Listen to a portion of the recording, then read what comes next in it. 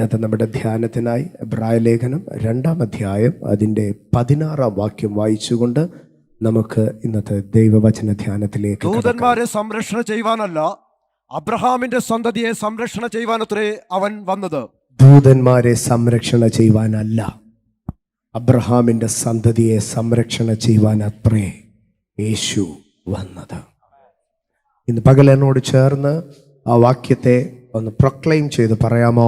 ദൂതന്മാരെ സംരക്ഷണ ചെയ്യുവാനല്ല, അബ്രഹാമിന്റെ സന്തതിയെ സംരക്ഷണ ചെയ്യുവാനത്രേ യേശു വന്നത്. എൻ്റെ സംരക്ഷണത്തിനായിട്ടത്രേ യേശു വന്നത്. കരമുയർത്തി ഒന്ന് പറഞ്ഞേ, എൻ്റെ സംരക്ഷണത്തിനായിട്ടത്രേ യേശു വന്നത്. ശബ്ദമുയർത്തി ഒന്ന് പറഞ്ഞേ, എൻ്റെ സംരക്ഷണത്തിനായിട്ടത്രേ യേശു വന്നത്. അടുത്തിരിക്കുന്നവർക്ക് കരം കൊടുത്ത് മുറുക്കി പിടിച്ചൊന്ന് പറഞ്ഞേ, നമ്മളെ സംരക്ഷിപ്പാനത്രേ യേശു വന്നത്. നമ്മളെ സംരക്ഷിപ്പാനത്രേ യേശു വന്നത്. വീശുന്ന കൊടുങ്കാറ്റിന്റെ നടുവിൽ നിന്റെ ചെറു പടകിലിരുന്ന് ഉറക്കപ്പറ, ഈ തിരക്കകത്ത് ഞാൻ മുങ്ങത്തില്ല, ഈ കാറ്റിൽ എൻ്റെ പടക് തകരത്തില്ല. കാരണം 2000-ലധികം വർഷങ്ങൾക്ക് മുമ്പ് സ്വർഗ മഹിമകളെ വിട്ട് ദൈവത്തിന്റെ പൊന്നോമന പുത്രൻ, സ്വർഗത്തിലെ രാജകുമാരൻ സിയോന്റെ മടിത്തട്ടിൽ നിന്ന് കാൽവറിയുടെ കൊലക്കളത്തിലേക്ക് ഇറങ്ങി വന്നത് എൻ്റെ സംരക്ഷണത്തിനാണ്. ഹേ അന്ധകാര ശക്തിയെ, നിനക്കെന്നെ തൊടാൻ കഴിയത്തില്ല. ഹേ പൈശാചിക ബലമേ, നിനക്കെന്നെ നിർമൂലമാക്കാൻ കഴിയത്തില്ല. ഏത് വെല്ലുവിളികളുടെ നടുവിലും ഇന്ന് ഉറക്ക പറഞ്ഞാട്ടെ, ഞാൻ തകരത്തില്ല, ഞാൻ നശിക്കത്തില്ല. കാരണം എന്നെ സംരക്ഷിപ്പാൻ തക്കവണ്ണം സ്വർഗ മഹിമകളെ വിട്ട് യേശു ഭൂമിയിലേക്ക് ഇറങ്ങി വന്നു. യേശു ഭൂമിയിലേക്ക് ഇറങ്ങി വന്നു. അബ്രഹാമിന്റെ സന്തതിയെ സംരക്ഷണ ചെയ്യുവാൻ അത്രേ അവൻ വന്നത്. അടുത്ത വാക്യങ്ങളെ ഞാനൊന്ന് വായിച്ചു വിടുകയാണ്, ഇതിന്റെ തുടർഭാഗമാകുന്നത് കൊണ്ട്. അതുകൊണ്ട് എന്തുകൊണ്ട്? അബ്രഹാമിന്റെ സന്തതിയെ സംരക്ഷണ ചെയ്യുവാനായി യേശു കർത്താവ് ഭൂമിയിലേക്ക് ഇറങ്ങി വന്നതുകൊണ്ട്. അതുകൊണ്ട് ജനത്തിന്റെ പാപങ്ങൾക്ക് പ്രായശ്ചിത്തം വരുത്തുവാൻ അവൻ കരുണയുള്ളവനും ദൈവകാര്യത്തിൽ വിശ്വസ്ത മഹാപുരോഹിതനുമാകേണ്ടതിന് സകലത്തിലും തന്റെ സഹോദരന്മാരോട് സദൃശ്യനായി തീരുവാൻ ആവശ്യമായിരുന്നു. താൻ തന്നെ പരീക്ഷിതനായി കഷ്ടം അനുഭവിച്ചിരിക്കയാൽ പരീക്ഷിക്കപ്പെടുന്നവർക്ക് സഹായിപ്പാൻ കഴിവുള്ളവനാകുന്നു. 17-18 വാക്യങ്ങളിലേക്ക് കടന്നു വരുമ്പോൾ 3 പ്രധാന ഭാഗങ്ങളെ അവിടെ പറയുകയാണ്. 1, യേശു കരുണയുള്ളവനാണ്. 2, യേശു വിശ്വസ്തനാണ്. 3, യേശു സഹായിപ്പാൻ കഴിവുള്ളവനാണ്. 17-ാം വാക്യത്തിൽ 2 കാര്യങ്ങൾ പറയുകയാണ്. അതുകൊണ്ട് അവൻ കരുണയുള്ളവനാകുന്നു. ഇന്ന് പകൽക്കാലം ജീവിതത്തിന്റെ സമസ്ത വിഷയങ്ങളെ നോക്കി പറഞ്ഞാട്ട്, അപ്പന് കരുണയില്ലായിരിക്കാം, അമ്മയ്ക്ക് കരുണയില്ലായിരിക്കാം, ചേട്ടനും ചേച്ചിക്കും കരുണയില്ലായിരിക്കാം, പാസ്റ്റർക്ക് കരുണയില്ലായിരിക്കാം, ഭർത്താവിന് കരുണയില്ലായിരിക്കാം. പക്ഷേ എന്നെ സംരക്ഷിപ്പാൻ ഇറങ്ങി വന്ന ദൈവത്തിന് എന്നോട് കരുണയുണ്ട്. എൻ്റെ ദൈവം കരുണയുള്ളവനാണ്. എൻ്റെ ദൈവം കരുണയുള്ളവനാണ്. എൻ്റെ യേശു കരുണയുള്ളവനാണ്. യേശുവിൻ്റെ കരുണയെ കാണുന്നവർ കരമടിച്ച് ദൈവത്തിന് സ്തോത്രം പറയട്ടെ. യേശുവിന്റെ കരുണയിൽ വിശ്വസിക്കുന്നവർ ദൈവത്തിന് സ്തോത്രം ചെയ്യട്ടെ. യേശു കരുണ ഉള്ളവനാണ്. യേശു കരുണയുള്ളവനാണ്. പിന്നെയും പറയുകയാണ്, അവൻ വിശ്വസ്തനാണ്. അവൻ വിശ്വസ്തനാണ്. അവൻ പറഞ്ഞ വാക്കുകളിൽ വിശ്വസ്തനാണ്. ഞാൻ ആരെ വിശ്വസിച്ചിരിക്കുന്നുവെന്ന് അറിയുന്നു. അവൻ വിശ്വസ്തനാണ്. വിശ്വസ്തനാണ്. ദൈവമോ വിശ്വസ്തൻ. ദൈവമോ വിശ്വസ്തൻ. വാഗ്ദത്തം ചെയ്തവൻ വിശ്വസ്തൻ. കാലപ്പഴക്കം ചെന്നാലും സമയം താമസിച്ചാലും ദൈവമോ വിശ്വസ്തൻ. ദൈവമോ വിശ്വസ്തൻ. ദൈവമോ വിശ്വസ്തൻ. സാറയെ പോലെ പറഞ്ഞാട്ട് ദൈവമോ വിശ്വസ്തൻ. അബ്രഹാമിനെ പോലെ പറഞ്ഞാട്ട് ദൈവമോ വിശ്വസ്തൻ. പ്രായം കഴിഞ്ഞു പോയെങ്കിലും പറഞ്ഞാട്ട് ദൈവമോ വിശ്വസ്തൻ. പ്രാർത്ഥനയിൽ മടുത്തുപോയെന്ന് തോന്നിയെങ്കിലും പറഞ്ഞാട്ട് ദൈവമോ വിശ്വസ്തൻ. കാര്യങ്ങൾ തലകീഴായി മറിയുകയാണെങ്കിലും പറഞ്ഞാട്ട് ദൈവമോ വിശ്വസ്തൻ. ദൈവമോ വിശ്വസ്തൻ. ദൈവമോ വിശ്വസ്തൻ. ദൈവമോ വിശ്വസ്തൻ. വായു തുറന്ന് ശബ്ദമുയർത്തി പറഞ്ഞാട്ട്, പാതാളം അത് കേൾക്കട്ടെ, പ്രപഞ്ചം അത് കേൾക്കട്ടെ, സ്വർഗം അത് കേൾക്കട്ടെ. എന്റെ ദൈവം വിശ്വസ്തൻ. ദൈവം വിശ്വസ്തൻ. ദൈവം വിശ്വസ്തൻ. ആ അധ്യായം അവസാനിക്കുന്നത് ഇങ്ങനെയാണ്: സഹായിപ്പാൻ കഴിവുള്ളവനാകുന്നു. സഹായിപ്പാൻ കഴിവുള്ളവനാകുന്നു. സഹായിപ്പാൻ മനസ്സുള്ളവരുണ്ട്. പക്ഷേ സഹായിപ്പാൻ മനസ്സുണ്ടായിട്ട് കാര്യമില്ല. സഹായിപ്പാൻ മനസ്സ് മാത്രം പോരാ, സഹായിപ്പാൻ കഴിവും വേണം. ഇന്ന് പകൽക്കാലം പറഞ്ഞോട്ടെ, സഹായിപ്പാൻ കഴിവുള്ളവനാണ്. സഹായിപ്പാൻ കഴിവുള്ളവനാണ്. He is able. എൻ്റെ ദൈവം ഒരു പ്രാപ്തനായ ദൈവമാണ്, സഹായിപ്പാൻ കഴിവുള്ള ദൈവമാണ്.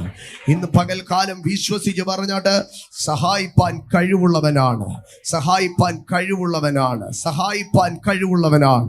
യേശുവിൻ്റെ അടുക്കൽ വന്ന് പറഞ്ഞു, എൻ്റെ കുഞ്ഞു മകൾക്ക് ഭൂതോപദ്രവമുണ്ട്, നീ സഹായിക്കണമേ എന്ന് പറഞ്ഞു. ഭൂതത്തിന്റെ ഉപദ്രവത്തിലും യേശുവിന് സഹായിപ്പാൻ കഴിയാം. എൻ്റെ മകൾ മരിപ്പാറായിരിക്കുന്നു, നീ കടന്നു വന്ന് സഹായിക്കണമേ എന്ന് പറഞ്ഞു. മരിപ്പാറായ രോഗത്തിലും യേശുവിന് സഹായിപ്പാൻ കഴിയും. അപ്പോൾ തന്നെ ഒരുവൻ വന്ന് കാതിൽ പറഞ്ഞു, അവൾ കഴിഞ്ഞുപോയി, ഇനി ഗുരുവിനെ അസഹ്യപ്പെടുത്തണ്ട എന്ന്. തിരിഞ്ഞു നടക്കുമ്പോൾ യേശു വിളിച്ചിട്ട് പറഞ്ഞു, രോഗം സീരിയസ് ആകുമ്പോൾ മാത്രമല്ല, അവൾ മരിച്ചാലും ഞാൻ സഹായിപ്പാൻ പ്രാപ്തനാണ്. ഇന്ന് പകൽക്കാലം തിരിച്ചറിഞ്ഞാട്ട് എൻ്റെ ദൈവം സഹായിപ്പാൻ പ്രാപ്തനാണ്, എൻ്റെ ദൈവം സഹായിപ്പാൻ പ്രാപ്തനാണ്, സഹായിപ്പാൻ കഴിവുള്ളവനാണ്. നടുക്കടലിലും അവന് സഹായിക്കാൻ കഴിയും, നാലാം യാമത്തിലും അവന് സഹായിപ്പാൻ കഴിയും, കൊടുങ്കാറ്റിലും അവന് സഹായിപ്പാൻ കഴിയും, കൊടുങ്കാട്ടിലും അവന് സഹായിപ്പാൻ കഴിയും. വായി തുറന്ന് പറഞ്ഞാട്ട് നടുക്കടലിലും അവന് സഹായിപ്പാൻ കഴിയും, നാലാം യാമത്തിലും അവന് സഹായിപ്പാൻ കഴിയും, കൊടുങ്കാട്ടിലും അവന് സഹായിപ്പാൻ കഴിയും, കൊടുങ്കാറ്റിലും അവന് സഹായിപ്പാൻ കഴിയും. എൻ്റെ ദൈവത്തിന് സഹായിപ്പാൻ കഴിയാത്ത ഒരു വിഷയവും എൻ്റെ ജീവിതത്തിൽ ഇല്ല. എൻ്റെ ദൈവത്തിന് സഹായിപ്പാൻ കഴിയാത്ത ഒരു വിഷയവും എൻ്റെ ജീവിതത്തിലില്ല. ഇന്ന് പകൽ എന്നെ കേൾക്കുന്ന കുഞ്ഞുങ്ങളെ, നിങ്ങളുടെ എഡ്യൂക്കേഷൻ ആകട്ടെ, ദൈവത്തിന് അതിൽ സഹായിപ്പാൻ കഴിയാം. നിങ്ങളായിരിക്കുന്ന ഏതെങ്കിലും ഒരു പ്രശ്നമാകട്ടെ, ദൈവത്തിന് അതിൽ സഹായിപ്പാൻ കഴിയാം. നിങ്ങളുടെ ഫിനാൻഷ്യൽ ക്രൈസിസ് ആകട്ടെ, ദൈവത്തിന് അതിൽ സഹായിപ്പാൻ കഴിയാം. നിങ്ങളുടെ മാനസിക വെല്ലുവിളികളാകട്ടെ, ദൈവത്തിന് അതിൽ സഹായിപ്പാൻ കഴിയാം. ഓട്ടിസത്തിൽ ദൈവത്തിന് സഹായിപ്പാൻ കഴിയാം, എപ്പിലെപ്സിയിൽ ദൈവത്തിന് സഹായിപ്പാൻ കഴിയാം, ഡയബറ്റീസിൽ ദൈവത്തിന് സഹായിപ്പാൻ കഴിയാം, സാമ്പത്തിക പ്രശ്നങ്ങളിൽ ദൈവത്തിന് സഹായിപ്പാൻ കഴിയാം, ആത്മീയ വെല്ലുവിളികളിൽ ദൈവത്തിന് സഹായിപ്പാൻ കഴിയാം. ശത്രു ഉയർത്തുന്ന സകല തിരകളുടെ മുമ്പിൽ ദൈവത്തിന് സഹായിപ്പാൻ കഴിയും, ദൈവത്തിന് സഹായിപ്പാൻ കഴിയും. വായിച്ച വേദഭാഗത്തിലേക്ക് മടങ്ങി വരാം. അവൻ ദൂതന്മാരെ സംരക്ഷണ ചെയ്യുവാൻ അല്ല, അബ്രഹാമിന്റെ സന്തതിയെ സംരക്ഷണ ചെയ്യുവാൻ അത്രേ യേശു വന്നത്, യേശു വന്നത്. ഇതിന്റെ ഒരു ആംപ്ലിഫൈഡ് ബൈബിളിലേക്ക് കടന്നു വരുമ്പോൾ അവിടെ പറയുന്നത് ഇങ്ങനെയാകുന്നു: വീണുപോയ ദൂതന്മാരെ വീണ്ടെടുപ്പാനായിട്ടല്ല, പകരം വീണുപോയ മാനവരാശിയുടെ വീണ്ടെടുപ്പിനായിട്ടാണ്, അല്ലെങ്കിൽ വീണുപോയ അബ്രഹാമിന്റെ സന്തതിയുടെ, യഹൂദന്റെ അല്ലെങ്കിൽ മനുഷ്യന്റെ വീണ്ടെടുപ്പിനായിട്ടാണ് യേശു ഭൂമിയിലേക്ക് വന്നു എന്നുള്ളതാണ് ആംപ്ലിഫൈഡ് ബൈബിളിൽ അവിടെ സ്ഥാപിക്കുന്ന വിഷയം എന്ന് പറയുന്നത്. For us we all know Christ did not take hold of angels, the fallen angels, to give them a helping and delivering hand, but he did take hold of the fallen descendants of Abraham to reach out to them a helping and delivering hand. Again, വീണുപോയ ദൂതനെ എഴുന്നേൽപ്പിക്കുവാനല്ല, പകരം മനുഷ്യനെ എഴുന്നേൽപ്പിക്കുവാനാണ് യേശു കടന്നു വന്നത്. ഈ ഒരു ഭാഗത്തിലേക്ക് ഞാൻ കടന്നു വരുമ്പോൾ യൂദായുടെ ലേഖനത്തിലേക്ക് നിങ്ങളെ ഒന്ന് കൊണ്ടുപോകാം. അതിൽ നിന്ന് നമുക്ക് മടങ്ങി വരാം. എന്നാൽ ആ ഒരു ഭാഗത്തെ മാത്രം, വീണുപോയ ദൂതനെ രക്ഷിപ്പാനല്ല, വീണുപോയ മനുഷ്യനെ രക്ഷിപ്പാനത്രേ യേശു കാൽവറിയിലേക്ക് ഇറങ്ങി വന്നത്. യൂദായുടെ ലേഖനം 5, 6, 7 വാക്യങ്ങളിലേക്ക് കടന്നു വരുമ്പോൾ, യൂദായുടെ ലേഖനം 5, 6, 7 വാക്യങ്ങളിലേക്ക് കടന്നു വരുമ്പോൾ 3 വിധമായ വീഴ്ചകളെ, 3 വ്യക്തികളുടെ വീഴ്ചകളെ നമുക്ക് കാണുവാൻ കഴിയും. 5-ാം വാക്യത്തിൽ പറയുന്നത്, മിസ്രൈമിൽ നിന്ന് വീണ്ടെടുക്കപ്പെട്ട ഇസ്രായേൽ ജനം മരുഭൂമിയിൽ പിഴച്ചു പോകുന്നതിനെയാണ് കാണിക്കുന്നത്. 6-ാം വാക്യത്തിലേക്ക് കടന്നു വരുമ്പോൾ വാഴ്ച കാത്തുകൊള്ളാതെ തള്ളപ്പെട്ടു പോകുന്നതായ ദൂതന്മാരെയാണ് കാണുവാൻ കഴിയുന്നത്. 7-ാം വാക്യത്തിലേക്ക് കടന്നു വരുമ്പോൾ സൊദോം ഗൊമോറ എന്ന പ്രപഞ്ചത്തിന്റെ, ഭൂമിയുടെ നാശത്തെയാണ് കാണുവാൻ കഴിയുന്നത്.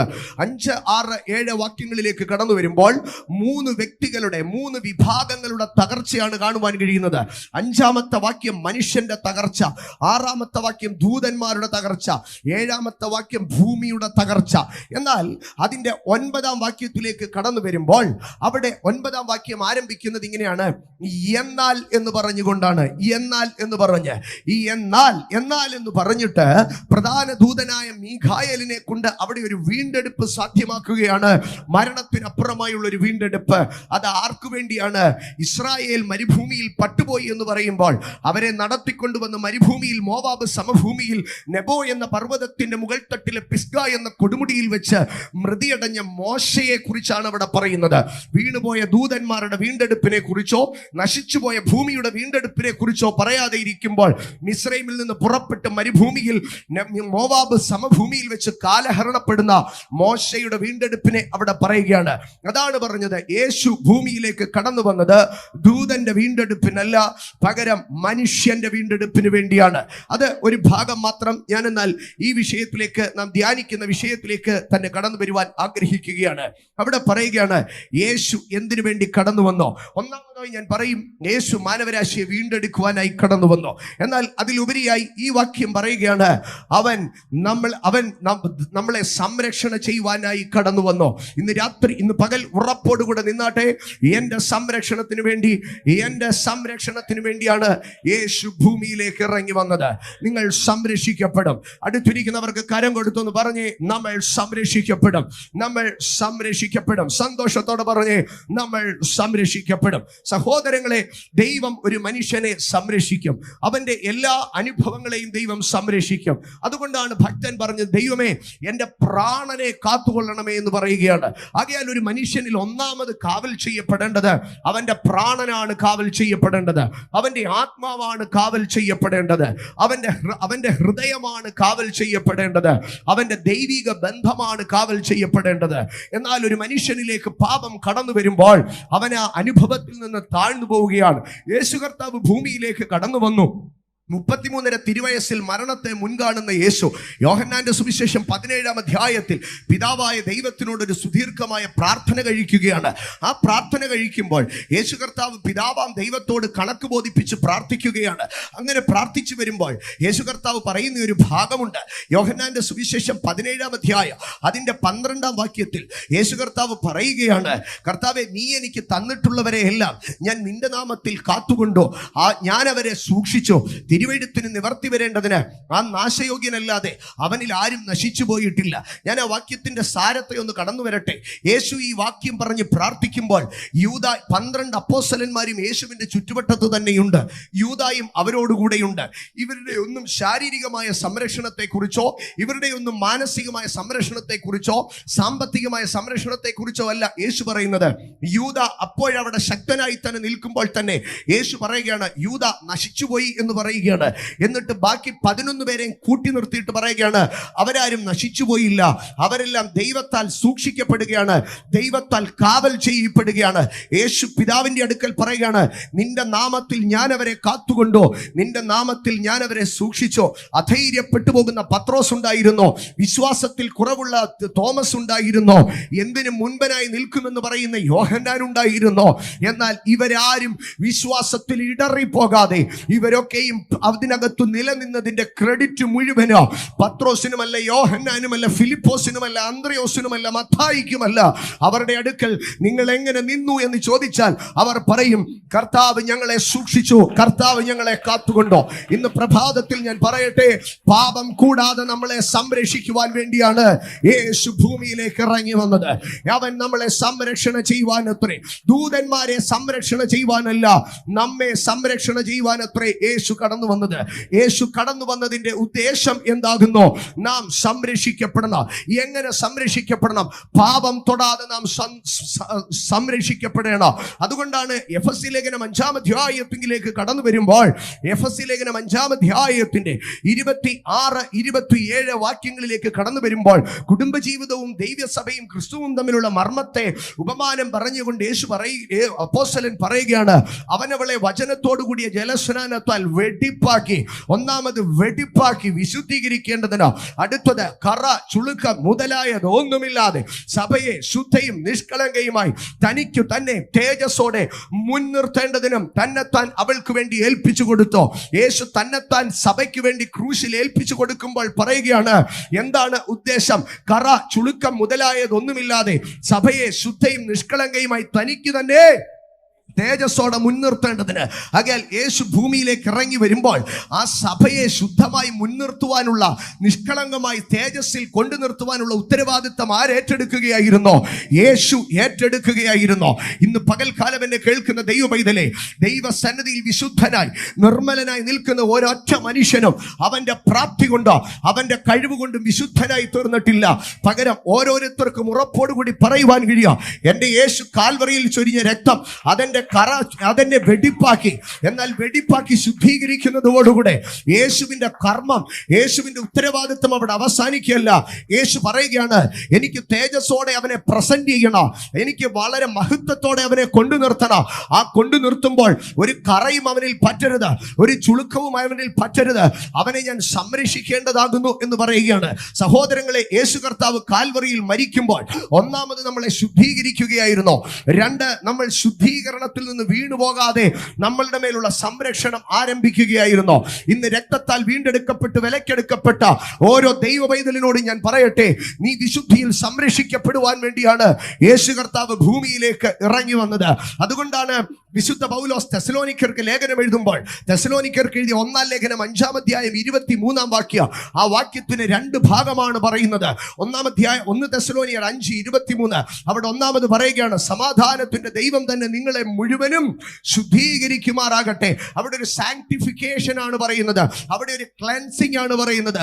അഴുക്ക് പിടിച്ച ഒരു മനുഷ്യനെ കൊണ്ട് നിർത്തുമ്പോൾ പൗലോസ് അവനെ നോക്കി പറയുകയാണ്, ദൈവം നിന്നെ ശുദ്ധീകരിക്കുക. പാപത്തിന്റെ കറ പിടിച്ച ഒരു മനുഷ്യൻ അവന്റെ മുമ്പിൽ വന്ന് നിൽക്കുമ്പോൾ പൗലോസ് പറയുകയാണ്, ദൈവം നിന്നെ ശുദ്ധീകരിക്കുക. ഇന്ന് പകൽ ഇതിനകത്ത് ആരെങ്കിലും എവിടെയെങ്കിലും പാപത്തിന്റെ കറ പറ്റി, പാപത്തിന്റെ മലിനത പറ്റി ജീവിതത്തിൽ ഇനി ഒരു ഉയർപ്പില്ലെന്ന് കരുതുന്നുവെങ്കിൽ ഇന്ന് പകൽ ഞങ്ങൾ നിങ്ങളെ നോക്കി വിളിച്ചു പറയുകയാണ്, ദൈവം നിങ്ങളെ ശുദ്ധീകരിക്കുക, ദൈവം നിങ്ങളെ ശുദ്ധീകരിക്കുക. ദൈവത്തിന്റെ പുത്രനായ യേശുവിന്റെ രക്തം സകല പാപവും പോക്കി നിങ്ങളെ ശുദ്ധീകരിക്കുക. ദൈവം നിങ്ങളോട് സംസാരിക്കുന്ന ദൈവത്തിന്റെ വചനം നിങ്ങളെ ശുദ്ധീകരിക്കുക. ദൈവത്തിന്റെ പരിശുദ്ധാത്മാവ് നിങ്ങളെ ശുദ്ധീകരിക്കുക. പക്ഷേ ശുദ്ധീകരിക്കട്ടെ എന്ന് പറഞ്ഞ് അവിടെ അവസാനിപ്പിക്കുകയല്ല. അതിനുശേഷം 3 മണ്ഡലങ്ങളെ കുറിച്ച് പറയുകയാണ്. 1 ആത്മമണ്ഡലം, 2 പ്രാണൻ, 3 ശാരീരികം. ഈ വിധമായ 3 അനുഭവങ്ങളെ കുറിച്ച് പറയുകയാണ്. നിങ്ങളുടെ ആത്മാവും പ്രാണനും ദേഹവും, നിങ്ങളുടെ സോൾ, സ്പിരിറ്റ്, ബോഡി, നിങ്ങളുടെ തോട്ട്സ്, നിങ്ങളുടെ ശരീരം, നിങ്ങളുടെ ഫിസിക്കൽ റല, നിങ്ങളുടെ ചിന്താധാരകൾ, നിങ്ങളുടെ ആത്മാവ്, ഇത് 3 അനിന്യമായി വെളിപ്പെടുമെന്ന് ദൈവം നിങ്ങളെ സൂക്ഷിക്കട്ടെ എന്നാണ് പറയുന്നത്. ഇന്ന് പകൽക്കാലം എത്ര ദൈവമക്കൾ തങ്ങളുടെ ജീവിത വിശുദ്ധിയുടെ റെസ്പോൺസിബിലിറ്റി യേശുവിങ്കൽ ഭരമേൽപ്പിക്കുക.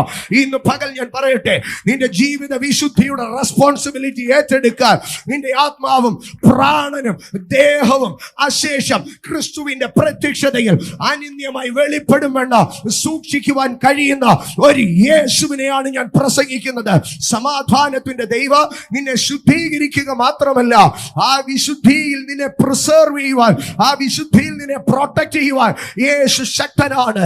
ഇന്ന് പകൽ ഇതിനകത്തിരിക്കുന്ന ഓരോ കുഞ്ഞുങ്ങളോ എന്നോട് ചേർന്ന് യേശുപ്പായോട് പറഞ്ഞിട്ട്, അപ്പാ എന്റെ ആത്മാവിനെ വിശുദ്ധിയിൽ സൂക്ഷിക്കണം, എന്റെ പ്രാണനെ വിശുദ്ധിയിൽ സൂക്ഷിക്കണം, എന്റെ ചിന്തകളെ വിശുദ്ധിയിൽ സൂക്ഷിക്കണം, എന്റെ സ്വപ്നങ്ങളെ വിശുദ്ധിയിൽ സൂക്ഷിക്കണം, എന്റെ ആഗ്രഹങ്ങളെ വിശുദ്ധിയിൽ സൂക്ഷിക്കണം, എന്റെ പ്രതീക്ഷകളെ വിശുദ്ധിയിൽ സൂക്ഷിക്കണം, എന്റെ ശരീരത്തെ വിശുദ്ധിയിൽ സൂക്ഷിക്കണം, എന്റെ കോണ്ടാക്റ്റുകളെ വിശുദ്ധിയിൽ സൂക്ഷിക്കണം. നിനക്ക് വിശുദ്ധിയിൽ സൂക്ഷിപ്പാൻ കഴിയാത്ത മേഖലകളിൽ പൗലോസ് വിളിച്ചു പറയുകയാണ്, സമാധാനത്തിന്റെ ദൈവം നിന്റെ ആത്മാവിനെയും പ്രാണനെയും ദേഹത്തെയും വിശുദ്ധിയിൽ സൂക്ഷിക്കും. അനിന്യമായി ഒരു മനുഷ്യനും നിന്ദിക്കാതെ, ഒരു മനുഷ്യനും കുറ്റം പറയാതെ, പിശാച് പോലും വായ്പൂട്ടി നിൽക്കത്തക്കവണ്ണ, അനിന്യമായി വെളിപ്പെടത്തക്കവണ്ണ നിന്നെ സംരക്ഷിക്കുന്ന ഒരു ദൈവമുണ്ട്. ഇന്ന് പകൽ തിരിച്ചറിയുവേൻ, അവൻ അബ്രഹാമിന്റെ സന്തതിയെ സംരക്ഷണ ചെയ്യുവാനത്രേ, അവൻ അബ്രഹാമിന്റെ സന്തതിയെ സംരക്ഷണ ചെയ്യുവാനത്രേ ഭൂമിയിലേക്ക് ഇറങ്ങി വന്നത്. ഇന്ന് പകൽക്കാലം ഇതിനകത്തിരിക്കുന്ന ഓരോരുത്തരും സ്വർഗത്തിലേക്ക് കൺകൾ ഉയർത്തി യേശുപ്പായോട് വിളിച്ചു പറ.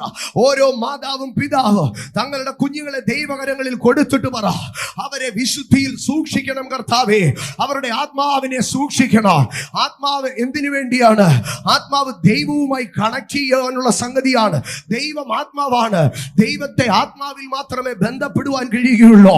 ആകയാൽ ആത്മാവാണ് ഒരു മനുഷ്യന്റെ മരണത്തിനപ്പുറം അവനെ നിത്യതയിലേക്ക് കടന്നു പോകുന്നത് ആത്മാവാണ്. ആകയാൽ ദൈവിക ബന്ധം സ്വർഗത്തിലെത്തുവാൻ അവന്റെ ആത്മാവ് ശുദ്ധീകരിക്കപ്പെടണം. ആത്മാവ് വിശുദ്ധിയിൽ സൂക്ഷിക്കപ്പെടണം. ആത്മാവ് പ്രാണൻ, അവന്റെ മൈൻഡ്, അവന്റെ തോട്ട്സ്, അവന്റെ ചിന്തകൾ, അവന്റെ ഹൃദയം വിശുദ്ധിയിൽ സൂക്ഷിക്കപ്പെടണം. പക മാറിപ്പോകുവാൻ, കോപം മാറിപ്പോകുവാൻ, വിശുദ്ധിയുടെ തോന്നലുകൾ വരുവാൻ, ജഡീകത മാറിപ്പോകുവാൻ, പഴയ മനുഷ്യൻ മാറിപ്പോകുവാൻ അവൻ ദൈവത്താൽ സംരക്ഷിക്കപ്പെടണം. അവന്റെ സ്വപ്നങ്ങൾ, അവന്റെ ആഗ്രഹങ്ങൾ, അവന്റെ അഭിലാഷങ്ങൾ അത് ദൈവത്താൽ സൂക്ഷിക്കപ്പെടണം. 3, അവന്റെ ശരീരം കളങ്കം കൂടാതെ, ലോകത്തിന്റെ മാലിന്യം പറ്റാതെ അവൻ സൂക്ഷിക്കപ്പെടണം. എന്റെ സഹോദരങ്ങളെ, നിങ്ങളുടെ കുഞ്ഞുങ്ങളെ 8 അടിച്ചിട്ട് ഒരുപക്ഷെ അവർ വിശുദ്ധി പ്രാപിക്കുന്നില്ലായിരിക്കാം. അവരെ എത്ര ശാസിച്ചിട്ടോ അവരെ വിശുദ്ധിയിലേക്ക് സൂക്ഷിക്കാൻ കഴിയുന്നില്ലായിരിക്കാം. എന്റെ മക്കളെ, നിങ്ങൾ എത്ര പരിശ്രമിച്ചിട്ട് നിങ്ങളുടെ കാലുകൾ വഴുതി പോവുകയായിരിക്കാം. പക്ഷെ ഇന്നും പകൽ ഞാൻ പ്രസംഗിക്കുന്ന ദൈവം, ഞാൻ ആരാധിക്കുന്ന യേശു, he is able to preserve you holy, to preserve you holy. നിന്നെ വിശുദ്ധമായി സൂക്ഷിപ്പാൻ നിന്റെ ചിന്തകളെ, നിന്റെ നിലവുകളെ, നിന്റെ നിരൂപണങ്ങളെ, നിന്റെ ശരീരത്തെ, നിന്റെ ആത്മാവിനെ ഇന്ന് പകൽ ഇതിനകത്ത് ഒരു വിശുദ്ധിയുടെ അഭിഷേകം, the preserving spirit, നീ വിശുദ്ധിയിൽ സൂക്ഷിക്കപ്പെടും. പാപം കൂടാതെ, നിന്റെ ചിന്തകളിൽ പാപം വരാതെ, നിന്റെ ശരീരത്തിൽ പാപം വരാതെ യേശുവിന്റെ രക്തം മുദ്രയിട്ട് കാവൽ സൂക്ഷിക്കുക.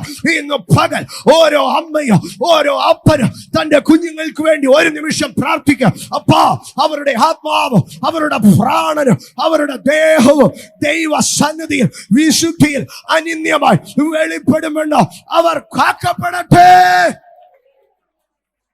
അവർ കാക്കപ്പെടട്ടെ.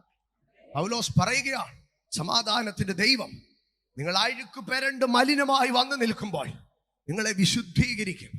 അതിനുശേഷം അനന്യമായി വെളിപ്പെടും വണ്ണം നിങ്ങളെ പ്രിസേർവ് ചെയ്യും. ഇന്ന് പകൽ അറിയണം, ഒരു മനുഷ്യന്റെ വിശുദ്ധി എന്നുള്ളത് ദൈവം നൽകുന്നതാണ്. ഒരു മനുഷ്യന്റെ വിശുദ്ധി ദൈവം നൽകുന്നതാണ്. ഒരു മനുഷ്യന്റെ സ്വഭാവ ഗുണം ദൈവം നൽകുന്നതാണ്. ഒരു മനുഷ്യന്റെ ക്യാരക്ടർ ദൈവം നൽകുന്നതാണ്. ഇത് ഞാൻ വെറുതെ ഒരു ഊഹത്തിൽ പറയുന്നതല്ല.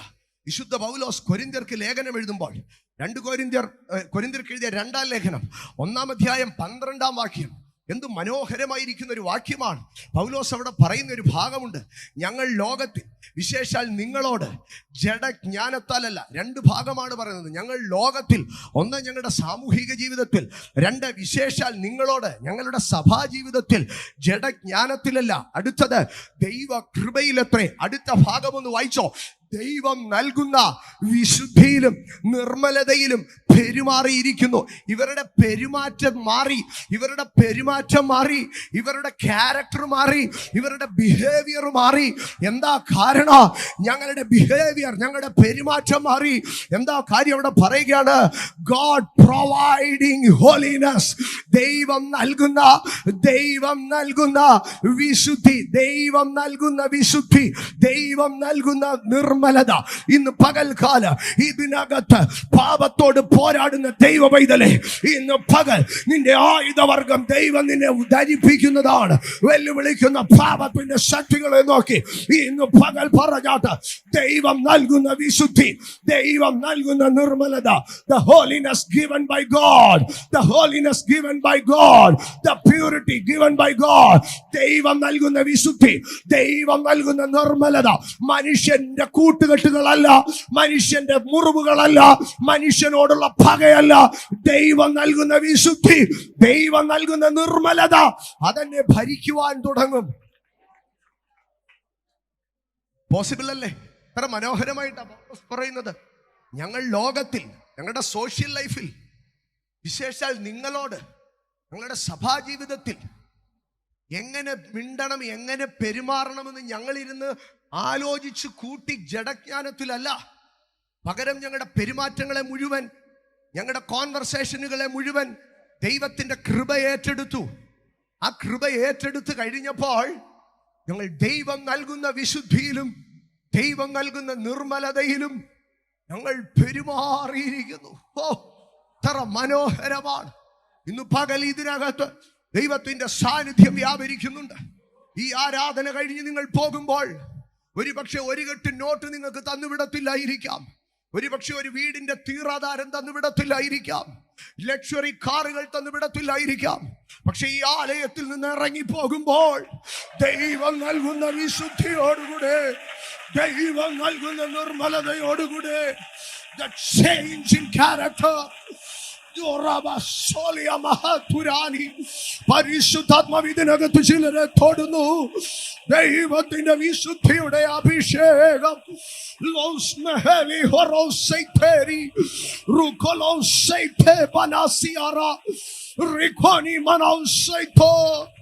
Holy Spirit, Holy Spirit, Holy Spirit, Rasahatula Mahoria. Jesus, Jesus, Jesus. യാഗമൃഗത്തെ ദൈവാലയത്തിലേക്ക് കൊണ്ടുവരും. ആ യാഗമൃഗത്തെ അറുക്കുന്ന ആ കത്തിക്കകത്ത് രക്തം പടരും. ആ യാഗമൃഗത്തെ കൊല്ലുന്ന ഇടങ്ങളിൽ, ആ പ്രാകാരത്തിന്റെ ചുറ്റുവട്ടങ്ങളിലൊക്കെ രക്തം വീഴും. പക്ഷേ അതൊക്കെയും പിന്നീട് കഴുകിക്കളയുകയും വൃത്തിയാക്കുകയും ചെയ്യും. പക്ഷേ ചോര വാർന്നൊഴുകുന്ന ഈ മൃഗത്തെ എടുത്ത് യാഗപീഠത്തിലേക്ക് വെച്ച് കഴിയുമ്പോൾ ആ യാഗപീഠത്തിൽ ഒരു തുള്ളി ചോരപ്പാടും കാണത്തില്ല. കാരണം ഈ യാഗമൃഗവും ചോരയോടുകൂടെ ചെന്ന് വീഴുന്നത് അതിന്റെ കനലുകൾക്കകത്താണ്. സ്വർഗത്തിൽ നിന്ന് ഇറങ്ങിയ ഒരു തീ അവിടെ നിരന്തരം കത്തിക്കൊണ്ടിരിക്കുകയാണ്. പ്രാർത്ഥിക്കുമ്പോൾ ഇറങ്ങിയ യാഗപീഠത്തിലേക്ക് സ്വർഗത്തിൽ നിന്ന് ഇറങ്ങിയ ഒരു തീയുടെ കനൽ അതിനകത്ത് കത്തിക്കൊണ്ടിരിക്കുകയാണ്. മൃഗത്തിന്റെ ഒരു പച്ചമാംസവും അതിൽ അവശേഷിക്കത്തില്ല, മൃഗത്തിന്റെ ഒരു തുള്ളി രക്തവും അതിൽ അവശേഷിക്കത്തില്ല. ആ തീ അതിനെ ദഹിപ്പിച്ചു കൊണ്ടിരിക്കുക. ഇന്ന് പകൽക്കാല യാഗപീഠത്തിലെ കനലുകൾ പോലെ പരിശുദ്ധാത്മാവ് ഇതിനകത്ത് ചിലരെ രൂപാന്തരപ്പെടുത്തിക്കൊണ്ടിരിക്കുകയാണ്. ഒരു പാപവും നിന്നെ കീഴ്പ്പെടുത്താതെ, ഒരു പാപവും നിന്നെ വശീകരിക്കാതെ. Holy Spirit, Holy Spirit, Holy Spirit. ഇന്ന് പകൽ എന്നെ കേൾക്കുന്ന ദൈവ പൈതലേ, ഒരുപക്ഷെ നിങ്ങൾ ചിന്തിച്ചേക്കാം, ജീവിതത്തിലെ ഏതെങ്കിലും ഒരു പ്രാർത്ഥനാ വിഷയം നടക്കാതിരുന്നാൽ നിങ്ങളുടെ കുഞ്ഞുങ്ങളുടെ വിശ്വാസം പോയി പോകുമെന്ന്. എൻ്റെ അടുക്കൽ ചിലർ പ്രാർത്ഥിക്കാൻ പറയാറുണ്ട്. ബ്രദർ, നിങ്ങൾ പ്രാർത്ഥിക്കണം. അവൻ ഈ പരീക്ഷയ്ക്ക് പാസ്സായില്ലെങ്കിൽ അവന്റെ വിശ്വാസം പോകും. അവൻ പിന്നെ ആരാധനയ്ക്ക് വരത്തില്ല, അവൻ പിന്നെ പ്രാർത്ഥനയ്ക്ക് വരത്തില്ല. എൻ്റെ ഹസ്ബൻഡ് പിന്നെ എന്നെ ആരാധനയ്ക്ക് വിടത്തില്ല. ഇന്ന് പകൽ ഞാൻ പറയട്ടെ, ഏതെങ്കിലും ഒരു ക്ഷണിക വിഷയത്തിലല്ല നിങ്ങളുടെ വിശ്വാസം നിലനിൽക്കുന്നത്. പകരം നിങ്ങളുടെ വിശ്വാസം ദൈവമാണ് സൂക്ഷിക്കുന്നത്. നിങ്ങളുടെ വിശ്വാസം ദൈവമാണ് സൂക്ഷിക്കുന്നത്. പിശാചി എത്ര നിങ്ങളെ വെല്ലുവിളിച്ചാലും നിങ്ങളുടെ വിശ്വാസം ദൈവത്താലാണ് സൂക്ഷിക്കപ്പെടുന്നത്. ഈ ജീവിതത്തിൽ എത്ര പ്രതിസന്ധി വന്നാലും നിങ്ങളുടെ വിശ്വാസം ദൈവമാണ് സൂക്ഷിക്കുന്നത്. ജീവിതത്തിൽ എത്ര രോഗം വന്നാലും നിങ്ങളുടെ വിശ്വാസം ദൈവമാണ് സൂക്ഷിക്കുന്നത്. അതുകൊണ്ടാണ് ലൂക്കോസിന്റെ സുവിശേഷം 22-ാം അധ്യായം 31-32 വാക്യങ്ങൾ. അവിടെ യേശു പത്രോസിനോട് പറയുകയാണ്, ശിമോനെ, ശിമോനെ, സാത്താൻ നിങ്ങളെ കോതമ്പ് പോലെ പാറ്റേണ്ടതിന് കൽപ്പന ചോദിച്ചു. സാത്താൻ നിങ്ങളെ കോതമ്പ് പോലെ പാറ്റേണ്ടതിന് കൽപ്പന ചോദിച്ചു. എന്നിട്ട് അടുത്ത ഭാഗത്ത് പറയുകയാണ്, ഞാനോ നിന്റെ വിശ്വാസം പോയി പോകാതിരിക്കേണ്ടതിന് നിനക്ക് വേണ്ടി അപേക്ഷിച്ചു. യേശുവോട് പറയുകയാണ്, പത്രോസേ, സാത്താൻ നിന്നെ കോതമ്പ് പോലെ എടുത്തു പാറ്റിയേക്കാം, പക്ഷേ നിന്റെ വിശ്വാസം എൻ്റെ കയ്യിൽ സുരക്ഷിതമാണ്. നിന്റെ വിശ്വാസം എൻ്റെ കയ്യിൽ സുരക്ഷിതമാണ്. നീ ആ വാതിൽക്കലിരുന്ന് തീ കായുന്നവരുടെ കൂട്ടത്തിൽ എന്നെ തള്ളി പറഞ്ഞേക്കാം, പക്ഷേ നിന്റെ വിശ്വാസം എൻ്റെ കയ്യിൽ സുരക്ഷിതമാണ്. ആശങ്കപ്പെട്ട് ഭയപ്പെട്ട് നീ മുറിയിൽ കയറി കതകടച്ചിരുന്നേക്കാം, പക്ഷേ നിന്റെ വിശ്വാസം എൻ്റെ കയ്യിൽ സുരക്ഷിതമാണ്. നീ കൂടെയുള്ള ശിഷ്യന്മാരെയും കൂട്ടി തിബര്യാസ് കടലിലേക്ക് മീൻ പിടിക്കാൻ ഇറങ്ങിപ്പോയേക്കാം, പക്ഷേ നിന്റെ വിശ്വാസം എൻ്റെ കയ്യിൽ സുരക്ഷിതമാണ്. ഇന്ന് പകൽ ഞാൻ ഇതിന്റെ മറ്റൊരു വശം പറയട്ടെ. കൗമാരത്തിന്റെ തിളപ്പിനകത്ത്, യൗവനത്തിന്റെ മോഹത്തിനിടയ്ക്ക് ഒരിടവേളയിൽ എവിടെയെങ്കിലോ നിങ്ങളുടെ കുഞ്ഞുങ്ങൾ ദൈവത്തിൽ നിന്നൊരല്പം പിന്മാറിപ്പോയേക്കാം. പക്ഷേ ഞാനൊരു യാഥാർത്ഥ്യം പറയട്ടെ, അവരുടെ വിശ്വാസം ദൈവകരങ്ങളിൽ സുരക്ഷിതമാണ്. അതുകൊണ്ടാണ് യേശു പത്രോസിന്റെ അടുക്കൽ പറഞ്ഞത്, നീ തിരിഞ്ഞു വന്ന ശേഷം എന്റെ സഹോദരന്മാരെ ഉറപ്പിച്ചുകൊള്ളുക. യേശു പത്രോസിന്റെ അടുക്കൽ പറയുകയാണ്, പത്രോസ്, നീ എന്നെ തള്ളിപ്പറയും, നീ പിന്മാറിപ്പോകും. പക്ഷെ എനിക്ക് അതിനേക്കാൾ വലിയൊരു കോൺഫിഡൻസ് ഉണ്ട്. നീ തിരിഞ്ഞു വരും, നീ മടങ്ങി വരും. കാരണം നിന്റെ വിശ്വാസത്തെ ഞാൻ പ്രാർത്ഥനയിൽ സംരക്ഷിച്ചിട്ടുണ്ട്. ഇന്ന് പകൽ തിരിച്ചറിഞ്ഞ് പ്രാർത്ഥിക്കുന്ന ദൈവമൈതലേ, തിരിച്ചറിഞ്ഞ് സ്തോത്രം ചെയ്ത ദൈവമൈതലേ, സാമ്പത്തിക ഉയർച്ചകളല്ല നിന്റെ വിശ്വാസത്തെ സംരക്ഷിക്കുന്നത്. ശാരീരിക വിടുതലുകളല്ല നിന്റെ വിശ്വാസത്തെ സംരക്ഷിക്കുന്നത്. കുടുംബവും കുലവുമല്ല നിന്റെ വിശ്വാസത്തെ സംരക്ഷിക്കുന്നത്. നിന്റെ വിശ്വാസത്തെ സംരക്ഷിക്കുന്നത് ദൈവമാണ്. നിന്റെ വിശ്വാസത്തെ സംരക്ഷിക്കുന്നത് ദൈവമാണ്. നിന്റെ വിശ്വാസത്തെ സംരക്ഷിക്കുന്നത് ദൈവമാണ്. നീ വിശ്വാസത്തിൽ ഇടറി പോകത്തില്ല. നീ ദൈവകൃപയിൽ നിന്ന് ഇളകി പോകത്തില്ല. കാരണം നാം നിൽക്കുന്നത് കൃപയ്ക്കകത്ത്. ഇത് ദൈവത്തിന്റെ സംരക്ഷണമാണ്. അവിടെ വിളിച്ചു പറയുകയാണ്, നിന്റെ വിശ്വാസം പോയി പോകത്തില്ല. നീ വിശ്വാസത്തിൽ തകർന്നു പോകത്തില്ല. ഞാൻ നിന്റെ വിശ്വാസത്തെ സൂക്ഷിക്കാം. കോതമ്പ് മുറത്തിലിട്ട് പാറ്റുന്നത് പോലെ, കോതമ്പ് വീശി പറപ്പിക്കുന്നത് പോലെ നിന്നെ പറപ്പിക്കാൻ പിശാച് വെല്ലുവിളിക്കൂ. പക്ഷേ നിന്റെ പരീക്ഷയുടെ നടുവില് ഞാൻ നിന്റെ വിശ്വാസത്തെ അത് മുറുകെ പിടിക്കും. നീ വിശ്വാസിയായി നിലനിൽക്കും. കാരണം I shall preserve you.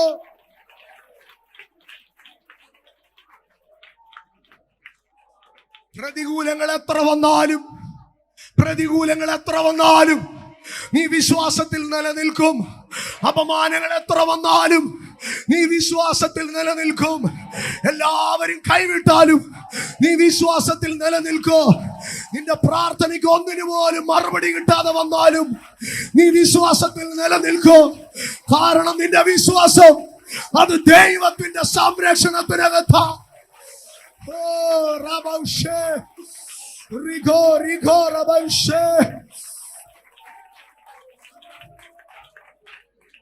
നിന്റെ കാർ അവന് കൊണ്ടുപോകാൻ പറ്റിയേക്കും. നിന്റെ വീട് അവന് കൊണ്ടുപോകാൻ പറ്റിയേക്കും. നിന്റെ സൗന്ദര്യം അവന് കൊണ്ടുപോകാൻ പറ്റിയേക്കും. നിന്റെ ബന്ധങ്ങളെ അവന് കൊണ്ടുപോകാൻ പറ്റിയേക്കും.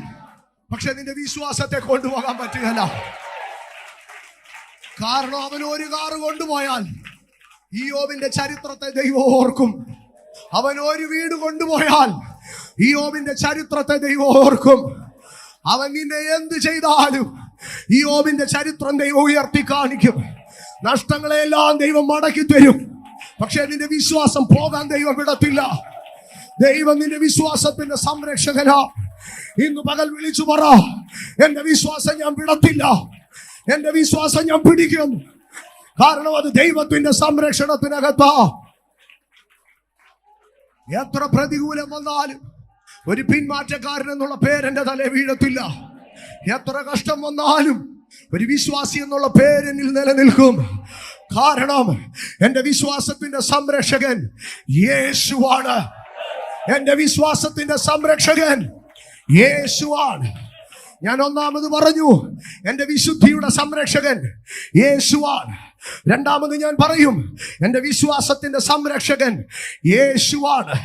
അതുകൊണ്ടാണ് വിശുദ്ധ പൗലോസ് തിമോഥെയോസിന് ലേഖനം എഴുതുമ്പോൾ 2-ാം ലേഖനം 1-ാം അധ്യായം 12-ാം വാക്യത്തിലേക്ക് കടന്നു വരുമ്പോൾ താൻ പറയുകയാണ്, ഞാൻ ഒത്തിരി സഹിക്കുന്നുണ്ട് മോനെ. തിമോഥെയോസ് എന്ന തന്റെ നിജപുത്രനോട് പറയുകയാണ്, ഞാൻ ഒത്തിരി സഹിക്കുന്നുണ്ട്. പക്ഷേ അതുകൊണ്ടൊന്നും ഞാൻ നാണം കെട്ടുപോകത്തില്ല. ഞാൻ ഒത്തിരി സഹിക്കുന്നുണ്ട്, പക്ഷെ അതുകൊണ്ട് ഞാൻ നാണം കെടത്തില്ല. എന്നിട്ട് അടുത്തത് പറയുക, ഇത്രയെ സഹിച്ചിട്ട് എന്താ നിന്റെ തലകുനിയാത്തത്? ഇത്രയൊക്കെ വന്നിട്ട് എന്താ നീ ഒന്ന് കീഴടങ്ങാത്തത്? ഇത്രയൊക്കെ വന്നിട്ട് നീ എന്താ പെട്ടിക്കകത്താകാത്തെ? ഇത്രയൊക്കെ വന്നിട്ട് നിനക്കെന്താ ഡിപ്രഷൻ പിടിക്കാത്തെ?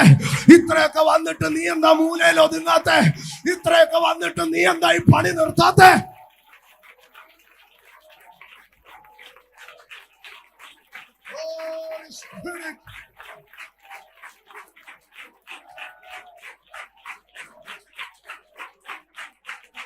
Holy Spirit. പൗലോസ് പറയുക, ഞാൻ ഒത്തിരി സഹിക്കുന്നുണ്ട്, അതുകൊണ്ടൊന്നും ഞാൻ നാണം കെടുന്നില്ല.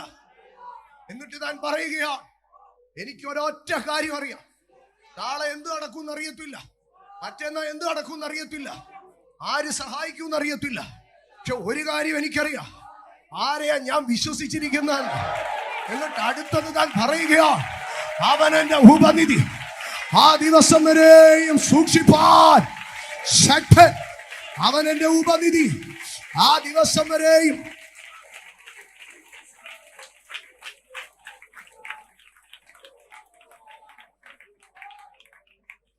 ഇംഗ്ലീഷിലെ മലയാളത്തിലെ വാക്യം പറയുമ്പോൾ അവൻ എന്റെ ഉപനിധി, ആ ദിവസം വരെയും സൂക്ഷിപ്പാൻ ശക്തൻ. അത് വേണ്ടത്ര നമുക്ക് അങ്ങോട്ട് ഗ്രഹിപ്പാൻ കഴിയത്തില്ല. പക്ഷെ ഇംഗ്ലീഷിൽ അത് വളരെ മനോഹരമായിട്ടാണ് എഴുതിയിരിക്കുന്നത്. And I am persuaded that he is able to keep that which I have committed unto him. ഞാൻ ദൈവത്തോടൊരു കാര്യം കമ്മിറ്റ് ചെയ്തു. അത് ആ ദിവസം വരെയും എന്നെ കൊണ്ട് നിവർത്തിച്ചെടുക്കാൻ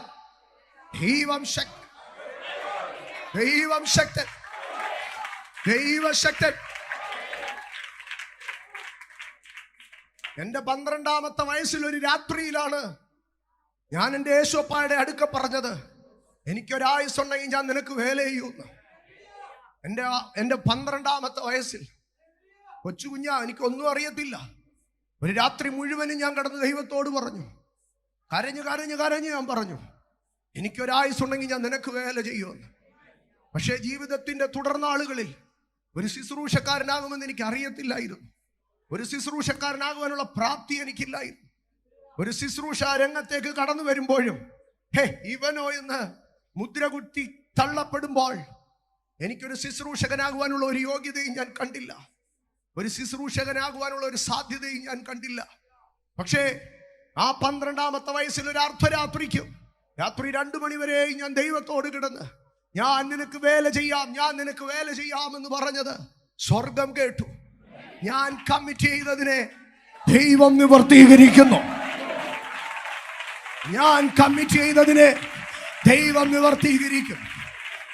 ഇന്ന് പകൽ എന്നോട് ചേർന്ന് എത്ര പേർ പറയും, ഞാൻ കമ്മിറ്റ് ചെയ്തതിനെ ദൈവം നിവർത്തീകരിക്കും.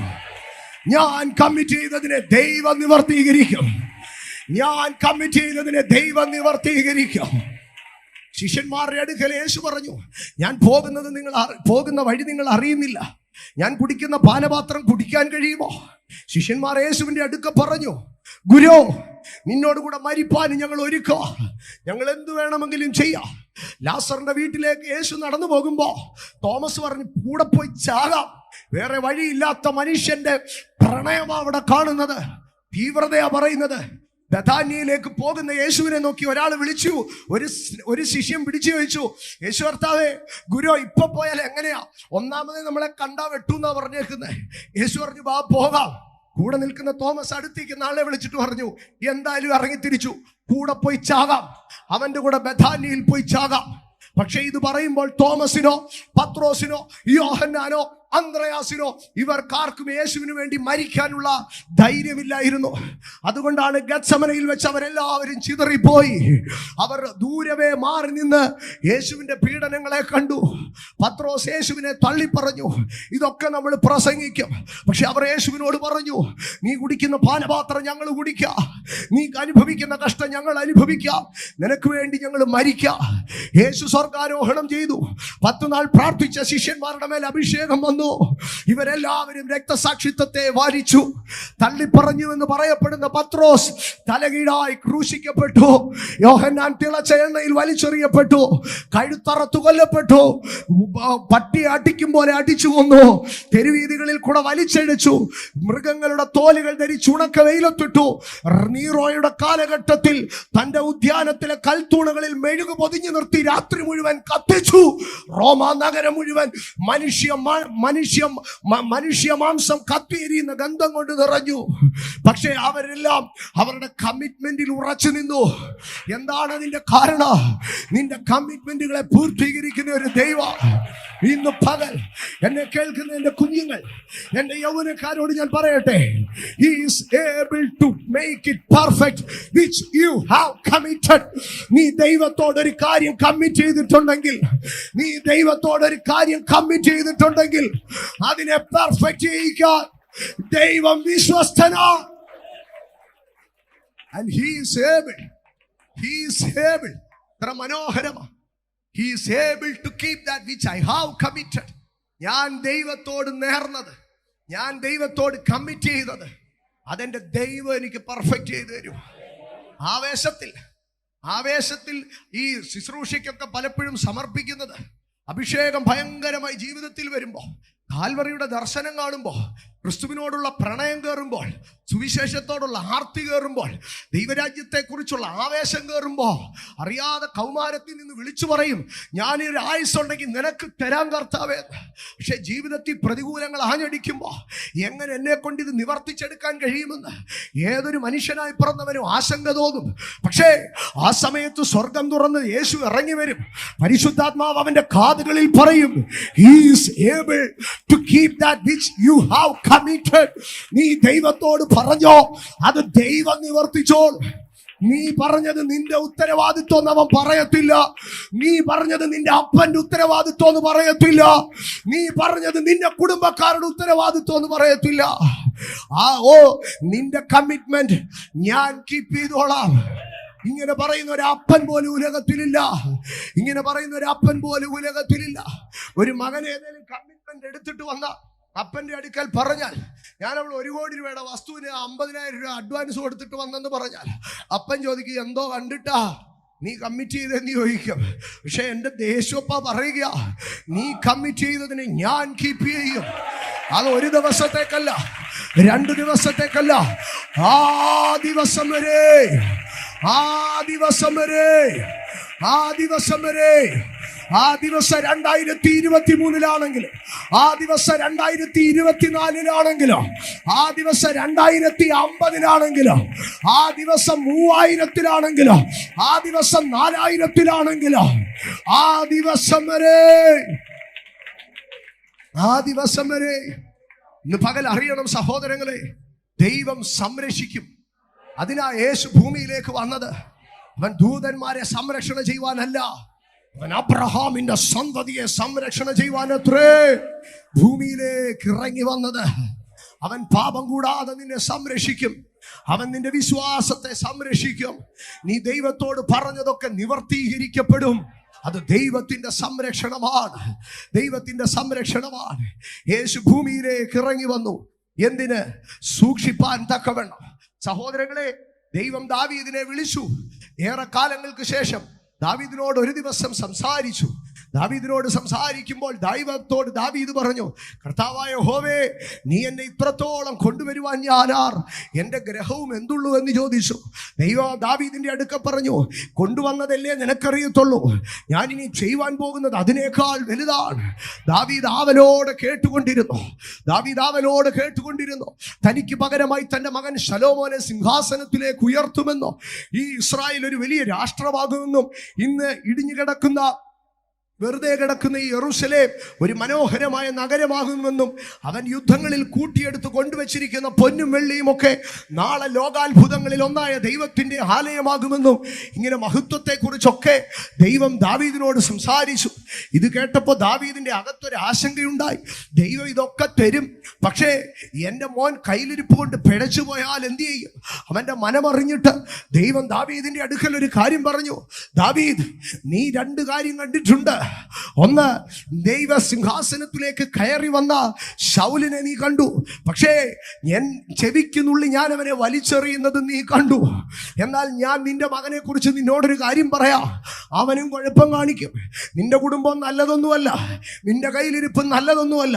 പക്ഷേ നിന്റെ മകൻ ശലോമോൻ കുഴപ്പം കാണിച്ചാൽ ഞാൻ ശൗലിനെ ചെവിയെന്നുള്ളി എറിഞ്ഞതുപോലെ എറിയത്തില്ല. പകരം ഞാൻ പിടിച്ചവിടെ നിർത്തും. മനുഷ്യരുടെ വടി കൊണ്ടും മനുഷ്യപുത്രന്മാരുടെ വടി കൊണ്ടും ഞാൻ അവനെ നന്നായിട്ട് അടിക്കും. ഞാൻ അവനെ ആട്ടിക്കും. എന്തിനാ അടിക്കുന്നതെന്നറിയാമോ? ഞാൻ നിന്റെ കൈവെള്ളയെ വെച്ച് തന്ന സിംഹാസനവും കിരീടവും നിന്റെ തലമുറയായി നിൽക്കാൻ. ആമേൻ. ശലോമോനോട് ദൈവത്തിന്റെ കൃപ എന്തായിരുന്നെന്നറിയാമോ? അവന്റെ തെറ്റുകളിലും കുറ്റങ്ങളിലും അവനെ ശിക്ഷിച്ച് അവന്റെ സിംഹാസനത്തെ സൂക്ഷിക്കുക എന്നുള്ളതായിരുന്നു.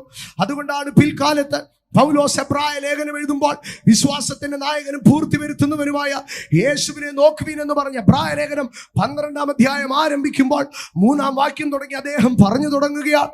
അപ്പൻ ശിക്ഷിക്കാത്ത മകൻ എവിടെയുള്ളൂ? അവൻ കൈക്കൊള്ളുന്ന ഏവനെയും അവൻ തല്ലും. അവൻ തല്ലും, അവൻ തല്ലും. അവൻ ശിക്ഷിക്കുമ്പോൾ നീ മുഷിയരുത്, നീ സങ്കടപ്പെടരുത്, നീ പിറുപിറുക്കരുത്. തൽക്കാലം അത് ദുഃഖമാണെങ്കിലോ അത് പിൽക്കാലത്ത് നിനക്ക് മഹിമയായി തീരും. അതുകൊണ്ടാണ് കർത്തൃമേശയുടെ ഉപദേശം പറയുമ്പോൾ കൊരിന്ത്യർ ലേഖനത്തിൽ പൗലോസ് പറഞ്ഞു, ആമേൻ, ഇത് നിമിത്തം ചിലർ നിദ്ര കൊള്ളുകയും വരെ ചെയ്യും, ചിലർ രോഗികളാകും, ചിലർ നിദ്ര കൊള്ളും ചെന്ന് പറഞ്ഞാൽ ചിലര് തട്ടിപ്പോകും, ചത്തുപോകും.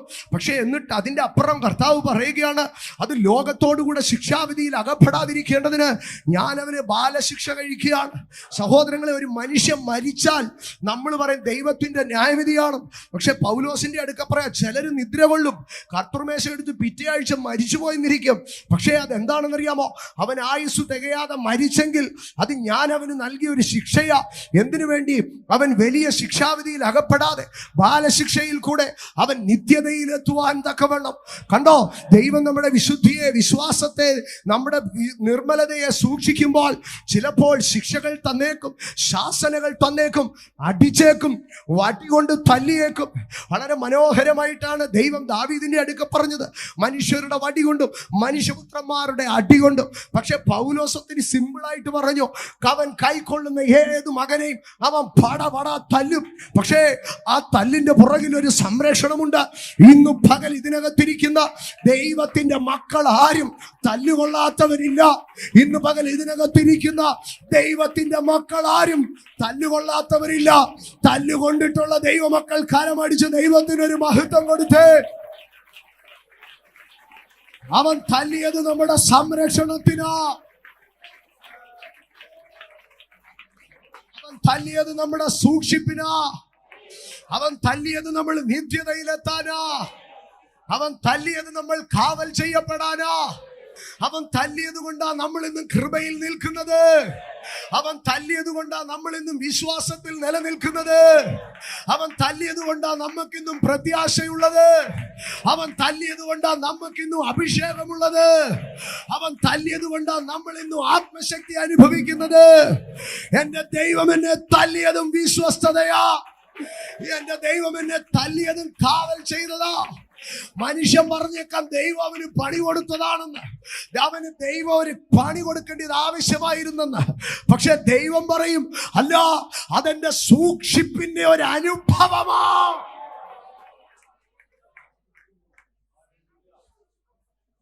ഇപ്പം നമ്മൾ ആരെങ്കിലും അറിഞ്ഞോ ഇത് ദൈവം സൂക്ഷിപ്പാണ്? തിരി കിടന്ന് കരഞ്ഞു, തമ്പുരാനൊന്നും മിണ്ടിയില്ല. പക്ഷെ കരച്ചിലൊക്കെ തീർന്നപ്പോ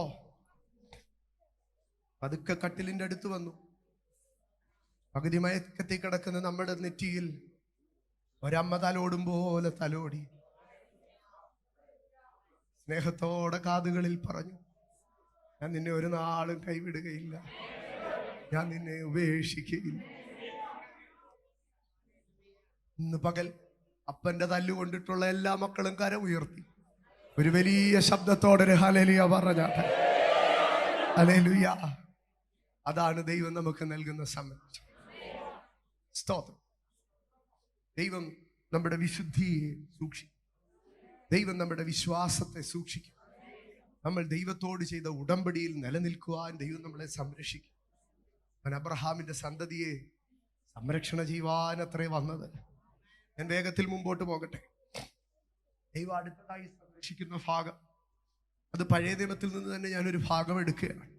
121 സങ്കീർത്തനം അതിൻ്റെ 7-ാം വാക്യത്തിലേക്ക് വരുമ്പോൾ ഇങ്ങനെയാണ് പറയുന്നത്, യഹോവ ഒരു ദോഷവും തട്ടാതെ വണ്ണം നിന്നെ പരിപാലിക്കും. യഹോവ ഒരു ദോഷവും തട്ടാതെ വണ്ണം നിന്നെ പരിപാലിക്കും. ഇതൊരു വാഗ്ദത്തമാണ്. ഈ വാഗ്ദത്തം നിവർത്തീകരിക്കാനായിട്ടാണ് യേശു ഭൂമിയിലേക്ക് ഇറങ്ങി വന്നത്. അബ്രഹാമിന്റെ സന്തതിയെ സംരക്ഷണ ചെയ്യുവാൻ, ഒരു ദോഷവും തട്ടാതെ വണ്ണം പരിപാലിക്കുവാൻ. സഹോദരങ്ങളെ, യേശു കർത്താവ് ശിഷ്യന്മാരെ ഭൂമിയിലേക്ക് ചിതറി അയക്കുമ്പോൾ യേശു പറഞ്ഞൊരു ഭാഗമുണ്ട്.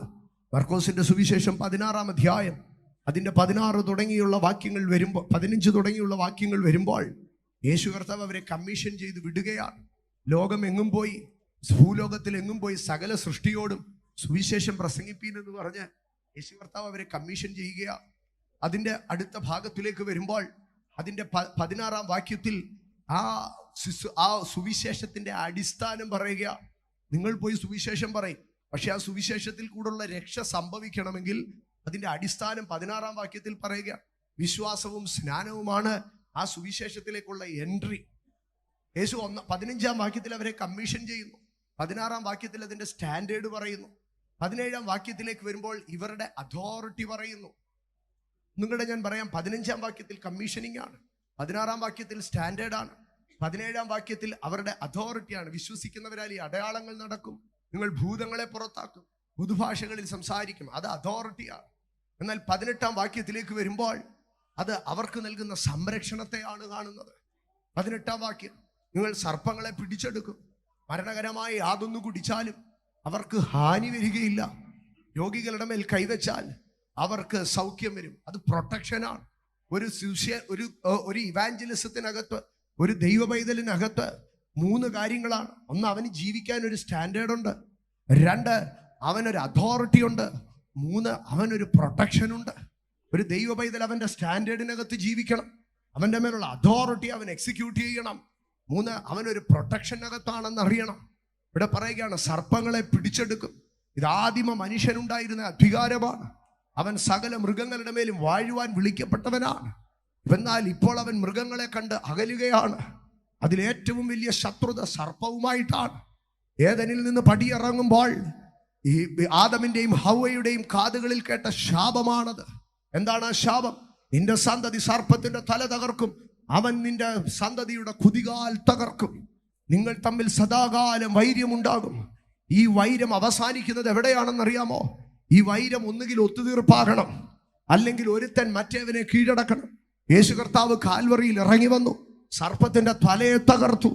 അവൻ ആയുധവർഗം യേശു ആയുധവർഗം ശത്രുവിൻ്റെത് വഹിപ്പിച്ചു.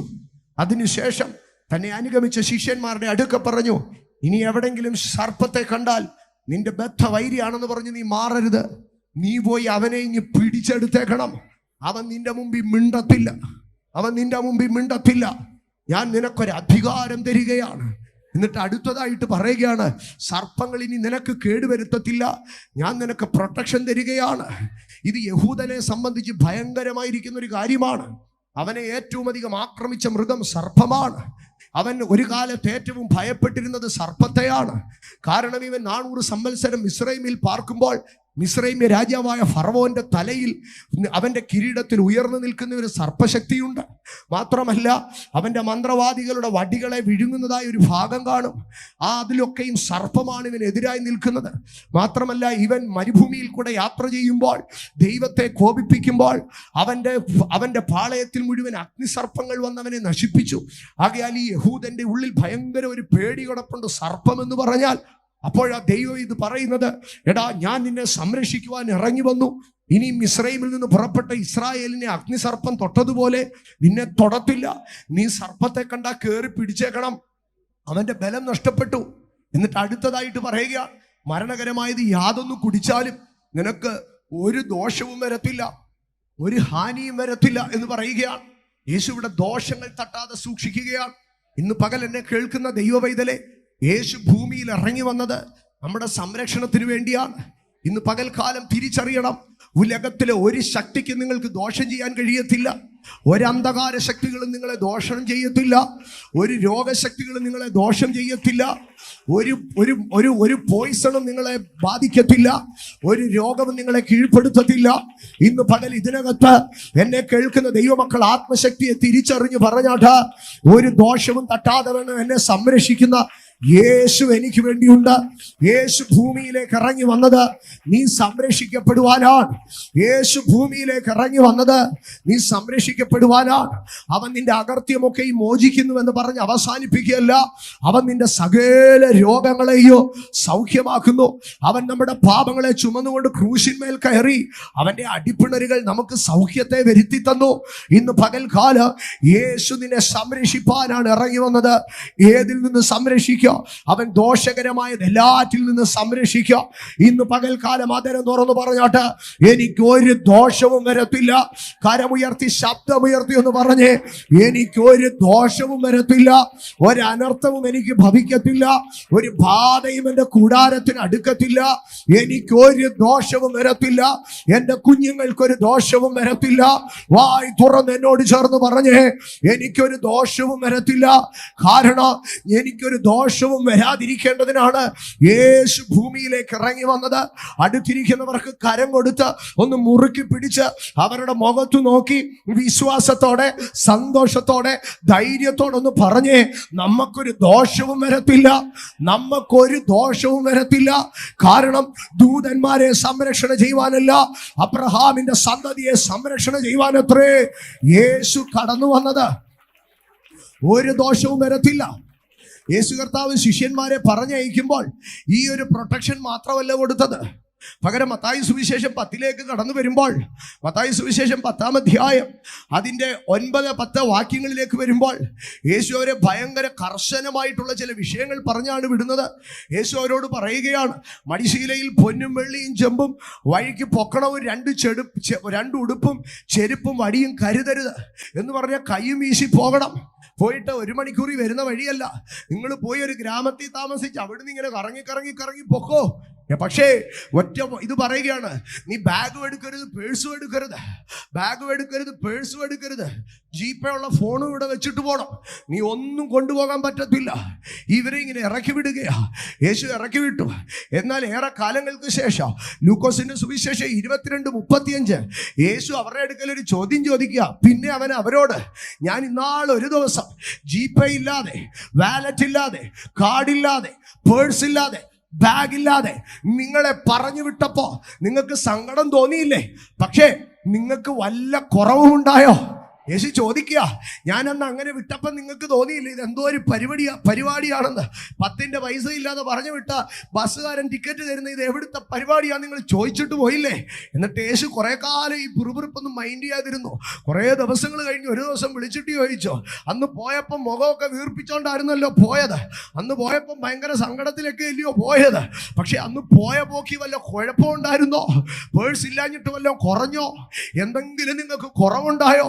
അവര് യേശുവിന്റെ അടുക്ക് നോക്കിയിട്ട് പറഞ്ഞു, ഒരു കുറവും ഉണ്ടായില്ല കർത്താവേ. യേശു പറഞ്ഞു, അതിനാ ഞാൻ ഇറങ്ങി വന്നത്. നിന്റെ പോക്കറ്റിന്റെ കനം കൊണ്ട് ജീവിക്കാനാണെങ്കിൽ ഞാൻ അവിടെ ഇരുന്നാൽ മതിയായിരുന്നു. നിന്റെ പേഴ്സിന്റെ വലുപ്പം കൊണ്ട് ജീവിക്കാനാണെങ്കിൽ ഞാൻ ഇങ്ങോട്ട് വരേണ്ട ആവശ്യമില്ലായിരുന്നു. ഞാൻ എന്തിനാ ഇറങ്ങി വന്നതെന്ന് അറിയാമോ? ദരിദ്രരോട് സുവിശേഷം പറയാൻ, ദരിദ്രന്മാരോട് ഇടപെടാൻ. നിന്റെ കാര്യങ്ങളെല്ലാം ശൂന്യമായാൽ, നിന്റെ വഴികളെല്ലാം അടഞ്ഞാലും, നിനക്കൊരു പ്രതീക്ഷയില്ലാതെ വന്നാലും നിന്നെ പോറ്റി പുലർത്താൻ വേണ്ടിയാ ഞാൻ ഇറങ്ങി വന്നത്. ഇന്ന് പകൽ തിരിച്ചറിയണ സഹോദരൻ, യേശു വന്നത് നിന്റെ ഇല്ലായ്മകൾ നിന്നെ നശിപ്പിക്കാതിരിക്കേണ്ടതിനാണ്. യേശു കാനായിലെ കല്യാണ വീട്ടിൽ ചെന്നു. അവിടെ വെള്ളം കുറവ്, വീഞ്ഞു കുറവാണ്. യേശു ആ വീട്ടിലെ കുറവിനെ പരിഹരിച്ചു. തൻ്റെ അടുക്കൽ കടന്നു വന്ന പുരുഷാര് 3 നാൾ കഴിഞ്ഞ് മടങ്ങിപ്പോകുമ്പോൾ അവരെ വെറുതെ വിട്ടയക്കാൻ മനസ്സില്ലാതെ യേശു അവരുടെ കുറവ് പരിഹരിച്ചു. ഇന്ന് പകൽക്കാലം നിന്നെ സംരക്ഷിപ്പാനായി യേശു ഇറങ്ങി വന്നത്. അവൻ ദൂതന്മാരെ സംരക്ഷണം ചെയ്യുവാനല്ല. കാരണം ദൂതന്മാർക്ക് പെട്രോൾ അടിക്കണ്ട, ദൂതന്മാർക്ക് ഡീസൽ വേണ്ട, ദൂതന്മാർക്ക് ഇലക്ട്രിസിറ്റി ബില്ല് അടയ്ക്കണ്ട, ദൂതന്മാർക്ക് ഫോൺ ബില്ല് അടയ്ക്കണ്ട, ദൂതന്മാർക്ക് ഈ ആവശ്യമൊന്നുമില്ല. പക്ഷെ തന്നെ അനുഗമിക്കുന്ന തൻ്റെ ജനത്തിന്റെ വിശപ്പ് യേശുവിനറിയാം, ദാരിദ്ര്യം യേശുവിനറിയാം. യേശു പറയുകയാണ്, നിന്നെ സംരക്ഷിപ്പാൻ ഞാൻ ഇറങ്ങി വന്നു. അവൻ അബ്രഹാമിന്റെ സന്തതിയെ സംരക്ഷിപ്പാൻ ഇറങ്ങി വന്നു. അവൻ അബ്രഹാമിന്റെ സന്തതിയെ സംരക്ഷിപ്പാൻ ഇറങ്ങി വന്നു. ഇത് കണ്ട് തിരിച്ചറിഞ്ഞ പൗലോസ് റോമർക്ക് ലേഖനം എഴുതുമ്പോൾ പൗലോസ് ചോദിക്കുന്നൊരു ചോദ്യമുണ്ട്. ഇതൊക്കെ വെച്ച് ഞാൻ ഇനി എന്തോ പറയാനാ? അതാ അദ്ദേഹം ചോദിക്കുന്നത്, ഇത് സംബന്ധിച്ച് ഞാൻ ഇനി എന്തോ പറയാനാ? നിങ്ങളുടെ പ്രശ്നങ്ങളെ കുറിച്ച് ഞാൻ ഇനി എന്തോ പറയാനാ? നിങ്ങളുടെ കടബാധ്യതകളെ കുറിച്ച് ഞാൻ ഇനി എന്തോ പറയാനാ? നിങ്ങളുടെ ഞെരുക്കങ്ങളെ കുറിച്ച് ഞാൻ ഇനി എന്തോ പറയാനാ? നിങ്ങളുടെ പ്രശ്നങ്ങളെ കുറിച്ച് ഞാൻ ഇനി എന്തോ പറയാനാ? ഇത് സംബന്ധിച്ച് ഞാൻ എന്തു പറയണ്ടോ? ഇത് സംബന്ധിച്ച് ഞാൻ എന്തു പറയണ്ടു? 31-ാം വാക്യത്തിൽ പൗലോസ് ഈ സഭയെ നോക്കിയിട്ട് ചോദിക്കുക, ഞാൻ ഇനി എന്തോ പറയാനാ നിങ്ങളോട്? എനിക്ക് 2 കാര്യം പറയാനുണ്ട്. ഒന്ന്, ദൈവം നമുക്ക് അനുകൂലമെങ്കിൽ പ്രതികൂലം ആരുമില്ല. എന്നിട്ട് അടുത്തതായിട്ട് താൻ പറയുകയാണ്, സ്വന്തം പുത്രനെ ആദരിക്കാതെ നമുക്ക് വേണ്ടി ഏൽപ്പിച്ചു തന്നവൻ അവനോട് കൂടെ എന്തെങ്കിലും ഒന്ന് തരാതിരിക്കുവോ? 2 ഇനി അതിന്റെ അടുത്തതുണ്ട്. ദൈവം നീതീകരിച്ചവനെ കുറ്റം വിധിക്കുന്നവനാണ്. ഞാൻ അവിടേക്കൊന്നും കടക്കുന്നില്ല. പക്ഷെ ഇവിടെ പൗലോസ് പറയുകയാണ്, സ്വന്തം പുത്രനെ ആദരിക്കാതെ നമുക്ക് വേണ്ടി ഏൽപ്പിച്ചു തന്നവൻ അവനോടുകൂടെ എന്തെങ്കിലും ഒന്ന് തരാതിരിക്കുമോ? എന്തെങ്കിലും ഒന്ന് തരാതിരിക്കുമോ? മുമ്പേ അവന്റെ രാജ്യവും നീതി അന്വേഷിക്ക്, നിനക്ക് വേണ്ടുന്നതൊക്കെ അവൻ നൽകി തരും. യേശു എന്തിനാ ഭൂമിയിലേക്ക് ഇറങ്ങി വന്നത്? നിന്റെ പട്ടിണിയിൽ മാറ്റുവാൻ. ഇന്ന് വിശ്വസിക്ക്. യേശു എപ്പോഴും മനുഷ്യന്റെ കുറവുകളെ മാറ്റുമായിരുന്നു. യേശു പത്രോസിന്റെ പടകിൽ കയറി പ്രസംഗിച്ച് ഇറങ്ങുമ്പോൾ യേശു പറഞ്ഞു, നീ പിന്നെയും വല വീശാൻ പറഞ്ഞു. പത്രോസ് യേശുവിന്റെ അടുക്കൽ പറഞ്ഞു, ഗുരു, രാവേറെ ഞങ്ങൾ അധ്വാനിച്ചു, ഞങ്ങൾക്കൊന്നും കിട്ടിയില്ല. കടൽ തണുത്ത് കിടക്കുമ്പോഴുള്ള മീൻ കിട്ടാതിരിക്കുമ്പോൾ ഈ സൂര്യൻ ഉദിച്ച ചൂടിനകത്ത് എവിടെ മത്സ്യം കിട്ടും കർത്താവേ? യേശു പറഞ്ഞു, നീ പോയി വീശ്. അവൻ പോയി വീശി ബാക്കി പടകുകാരെയും വിളിച്ചു കൊണ്ടുവന്ന് അവൻ വല വലിച്ചു കയറ്റുമ്പോൾ അവൻ യേശുവിനെ നോക്കിയിട്ട് പറഞ്ഞു, നീ ഭൂമിയിലേക്ക് ഇറങ്ങി വന്നത് പിശാച് അടച്ചു വെച്ച എന്റെ നന്മയുടെ ഉറവുകളെ എന്റെ വല നിറയ്ക്കുവാനാണ്. യേശു ഭൂമിയിൽ ഇറങ്ങി വന്നത് വല നിറയ്ക്കാനാണ്. ഇന്ന് പകൽ ഞാൻ ഉറക്കെ പറയും, യേശു ഭൂമിയിൽ ഇറങ്ങി വന്നത് നിന്റെ കുടുംബത്തിന്റെ അവസ്ഥ മാറ്റാനാണ്. കാനായിലെ കല്യാണ വീട്ടിൽ യേശു കടന്നു ചെന്നു. അവിടെ കുറവ് ഉണ്ടെങ്കിൽ അത് നിന്നയാണ്. ഓരോ സാഹചര്യങ്ങളിലും ഓരോ വിഷയങ്ങളാണ് കേട്ടോ. കാനായിലെ കല്യാണ വീട്ടിലെ കുറവ് പരിഹരിച്ചില്ലെങ്കിൽ അവൻ എന്ത് ചെയ്യും? അവൻ നാണം കെട്ടുപോകും.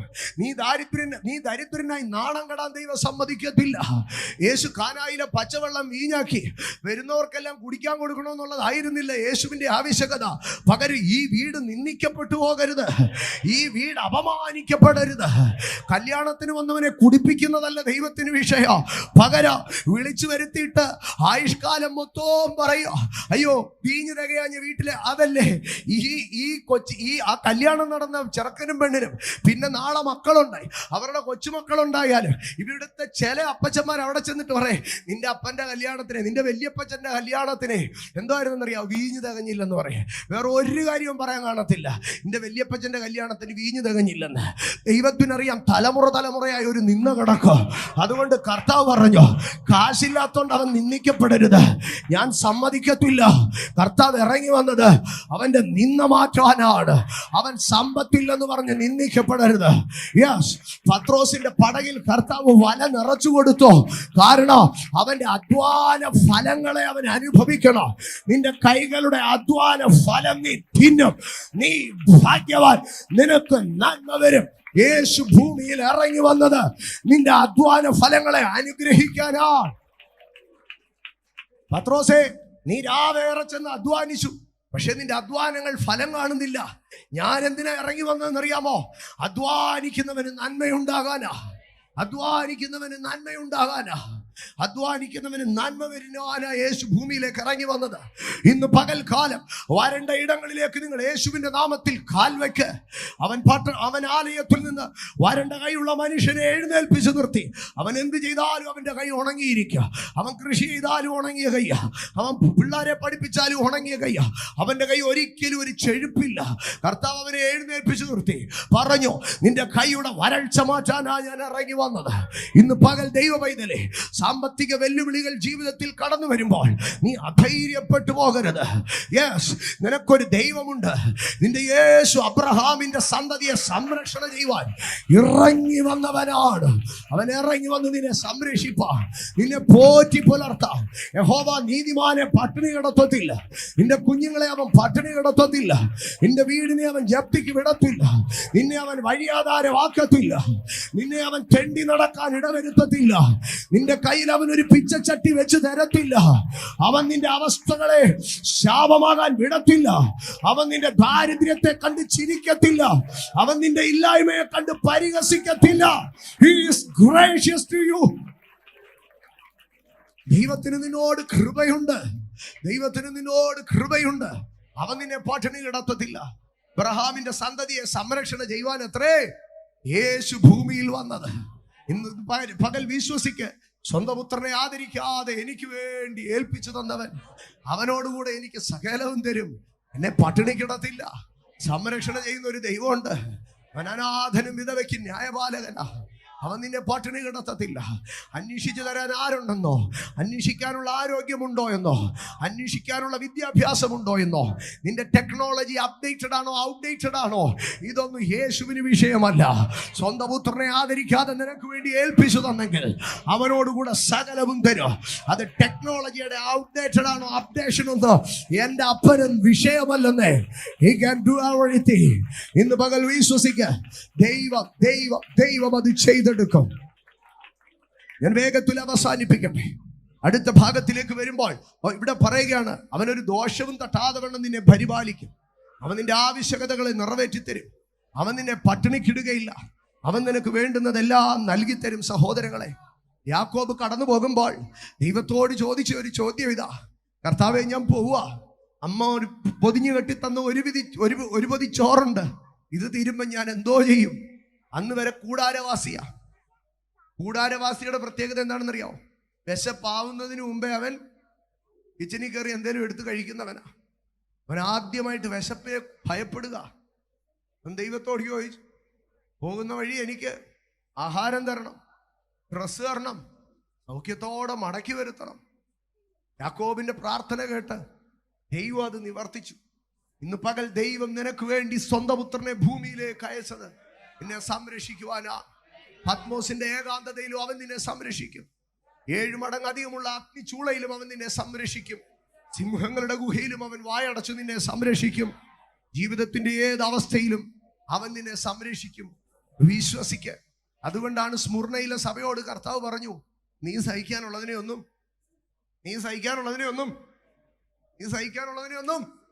പേടിക്കണ്ട. നീ സഹിക്കാനുള്ളതിനെ ഒന്നും പേടിക്കണ്ട. 3:10 വെളിപ്പാട് 3:10. ഇവിടെ 2 കാര്യങ്ങളെ കർത്താവ് പറയുക. നീ സഹിപ്പാനുള്ളതിനെ ഒന്നും പേടിക്കണ്ട. അതിന് മുകളിൽ എന്താ പറയുന്നത് അറിയാവോ? 10 ദിവസം നിനക്ക് ഉപദ്രവം ഉണ്ടാകും. 10-ാം വാക്യം 2:10 വെളിപ്പാട് 2. നീ സഹിപ്പാനുള്ളത് പേടിക്കേണ്ട. അടുത്തതായിട്ട് പറയുകയാണ്, 10 ദിവസം നിങ്ങൾക്ക് ഉപദ്രവം ഉണ്ടാകും. എൻ്റെ സഹോദരങ്ങളെ, ഞാൻ അതിനകത്തുനിന്ന് ഒരു കാര്യം പറയട്ടെ. നമുക്ക് പലപ്പോഴും നമ്മുടെ പ്രശ്നങ്ങളെ കണ്ട് കർത്താവ് ഇതൊക്കെ ഇനി എന്ന് തീരും എന്നുള്ള തോന്നലായിരിക്കും. പക്ഷേ ദൈവം എൻ്റെയും നിങ്ങളുടെയും ജീവിതത്തിൽ ഒരു കഷ്ടത അനുവദിക്കുമ്പോൾ ദൈവം ഒരു ബിഗിൻ ഡേറ്റ്, ഒരു ഓപ്പണിംഗ് ഡേറ്റ് ഉണ്ടെങ്കിൽ ദൈവം അത് എന്ത് ചെയ്യുമെന്നറിയാമോ? അതിനൊരു ക്ലോസിംഗ് ഡേറ്റും വെച്ചിട്ടേ പിശാചിനെ അനുവദിക്കത്തുള്ളൂ. 10 ദിവസത്തെ പീരീഡിലേക്കാണ് ദൈവം കൊടുത്തേക്കുന്നത്.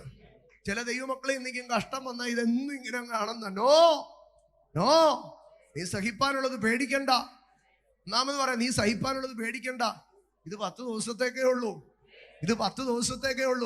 നിന്റെ ഉപദ്രവം എത്ര ദിവസം ഉണ്ടെന്ന് ദൈവത്തിന് നന്നായിട്ട് അറിയാം. ചാകുന്ന നമ്മൾ ചാവുമ്പോഴേ ഇത് തീരത്തുള്ളെന്ന് പറയല്ലോ കേട്ടോ. കർത്താവ് എണ്ണി പറയാ, 10 ദിവസം നീ ദിവസം എണ്ണിക്കോ. നിന്റെ കഷ്ടതയുടെ ദിവസം എണ്ണിക്കോ. ദൈവം കഷ്ടതകളെ അനിശ്ചിതമായി ദീർഘിപ്പിക്കത്തില്ല. അവൻ സംരക്ഷിക്കുന്ന ദൈവമാണ്. നിങ്ങൾ ശ്രദ്ധിച്ചാൽ മിസ്രൈമിൽ നിന്ന് കുട്ടികളുടെ അടുക്കലൊക്കെ പലപ്പോഴും ചോദിക്കും, ഇസ്ലാമിക സ്നേഹിതരൊക്കെ ബൈബിളിനെ പരിഹസിക്കുമ്പോൾ ചോദിക്കും, നിങ്ങളുടെ ദൈവം മിസ്രൈമിൽ ചെന്ന് 9 ബാധകളെ നടത്തിയിട്ട് അവരെ രക്ഷിക്കാൻ കഴിഞ്ഞില്ല, 10ാമത്തെ ബാധയിലെ രക്ഷിച്ച്, പിന്നെന്തിനാ ദൈവം അവിടെ കിടന്ന് അത്രയും ഡാൻസ് കളിച്ചത്? ഇനി അടുത്ത ഭാഗം ഞാൻ അതിലേക്ക് വരാം. എൻ്റെ സഹോദരങ്ങളെ, ഈ 9 ബാധയും ദൈവം ഇസ്രായേലിനെ പുറത്തു കൊണ്ടുവരാൻ വേണ്ടി ആയിരുന്നില്ല അവിടെ ചെയ്തത്. ഇസ്രായേലിനെ പുറത്തു കൊണ്ടുവരാൻ വേണ്ടി ആയിരുന്നില്ല ദൈവം 9 ബാധകളെ അവിടെ വരുത്തിയത്. ഒരു സിമ്പിൾ കാരണം, അവരുടെ പുണ്യ നദിയായിരുന്നു നൈൽ അവരുടെ ദേവിയായിരുന്നു. മോശമോ എന്തോ ഇതെന്നറിയാവോ? നൈലിൻ്റെ മണ്ടക്കിട്ടൊരു അടി കൊടുത്തപ്പോഴത്തേക്ക് അവളുടെ ബ്ലഡ് എല്ലാം ചത്തവന്റെ രക്തം പോലായി. അപ്പൊ നൈല് മരിച്ചു. മോശ അടിച്ചു, നൈല് മരിച്ചു. അടുത്തത് മിസ്രൈമിലെ ഒരു ദൈവമായിരുന്നു സൂര്യൻ. മോശ ഫറവന്റെ അടുക്ക് ചെന്നിട്ട് പറഞ്ഞു, നിന്റെ ദൈവം 3 ദിവസത്തേക്ക് വരത്തില്ല കേട്ടോ. ഞാൻ പറയുന്നിടം വരെ ഇനി നിന്റെ ദൈവം വരത്തില്ല. അതെന്താ? ഞാൻ പറഞ്ഞു നിന്റെ ദൈവത്തിന്റെ അടുത്ത് വരണ്ടാന്ന്.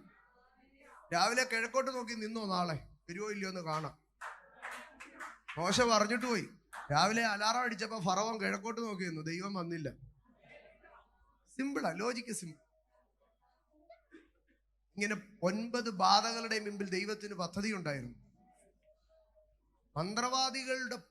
മന്ത്രവാദികളുടെ വടി എല്ലാ സർപ്പങ്ങളായി.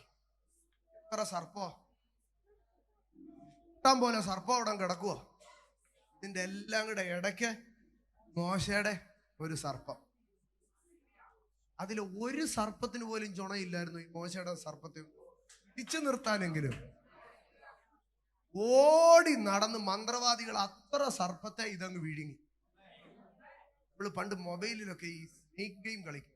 ഓരോ ഇരയും തിന്നു കഴിയുമ്പോഴും സ്നേക്കിന് എന്തോ ചെയ്യും, നീളം കൂടും. പക്ഷെ മോശയുടെ സർപ്പത്തിന് 10-18 എണ്ണത്തെ തിന്നിട്ടും ഒരു കുസലും. 9 ബാധകളും ദൈവം അയച്ചത് അവന്റെ ദൈവം ഒന്നും ഒറിജിനൽ അല്ല എന്ന് കാണി. ഞാനിത് ഇത്രയും പറഞ്ഞു വന്നത് 400 സംവത്സരം തികഞ്ഞ ആ സെയിം നൈറ്റിൽ ദൈവം അവനെ എന്ത് ചെയ്തു? അവിടെ നിന്ന് ഓക്കെ. ഞാൻ പറഞ്ഞത് ജീവിതത്തിലെ പ്രശ്നങ്ങൾ വ്യക്തമായ ഒരു പീരീഡിലേക്കാണ്. വ്യക്തമായ ഒരു ഇൻഫിനിറ്റ് സഫറിങ്സ് ഒരു ദൈവ പൈതലിന്റെ ജീവിതത്തിൽ ഇല്ല. ഞാൻ ഉറപ്പായിട്ട് പറയാം, ഒരു ഇൻഫിനിറ്റ് പീരീഡിലേക്ക് നിങ്ങൾ കഷ്ടതയിലാകത്തില്ല. ഒരു ഫൈനൈറ്റ് പീരീഡിലേക്ക്, ഒരു നിശ്ചിത കാലയളവിലേക്ക് മാത്രമേ ഒരു ദൈവ പൈതലിന്റെ ജീവിതത്തിൽ കഷ്ടത നിൽക്കത്തുള്ളൂ. നിശ്ചിത കാലയളവിലേക്ക്. അത് ചിലപ്പോ കഷ്ട ദിവസങ്ങളായിരിക്കാം, ദുഷ്ടരാത്രികളായിരിക്കാം, വ്യർത്ഥമാസങ്ങളായിരിക്കാം, ചിലപ്പോൾ അനർത്ഥവും ക്ലേശവും അനുഭവിക്കുന്ന ചില സംവത്സരങ്ങളും വന്നു നിൽക്കും. ഒരു കാര്യം, ഞാൻ ഫൈനൈറ്റ് പീരീഡ് അതിന് എന്ന് തീരും എന്റെ കഷ്ടം അങ്ങനൊന്നും എന്ന് തീരുമെന്നൊന്നും അറിയാതൊന്നും പോകത്തില്ല.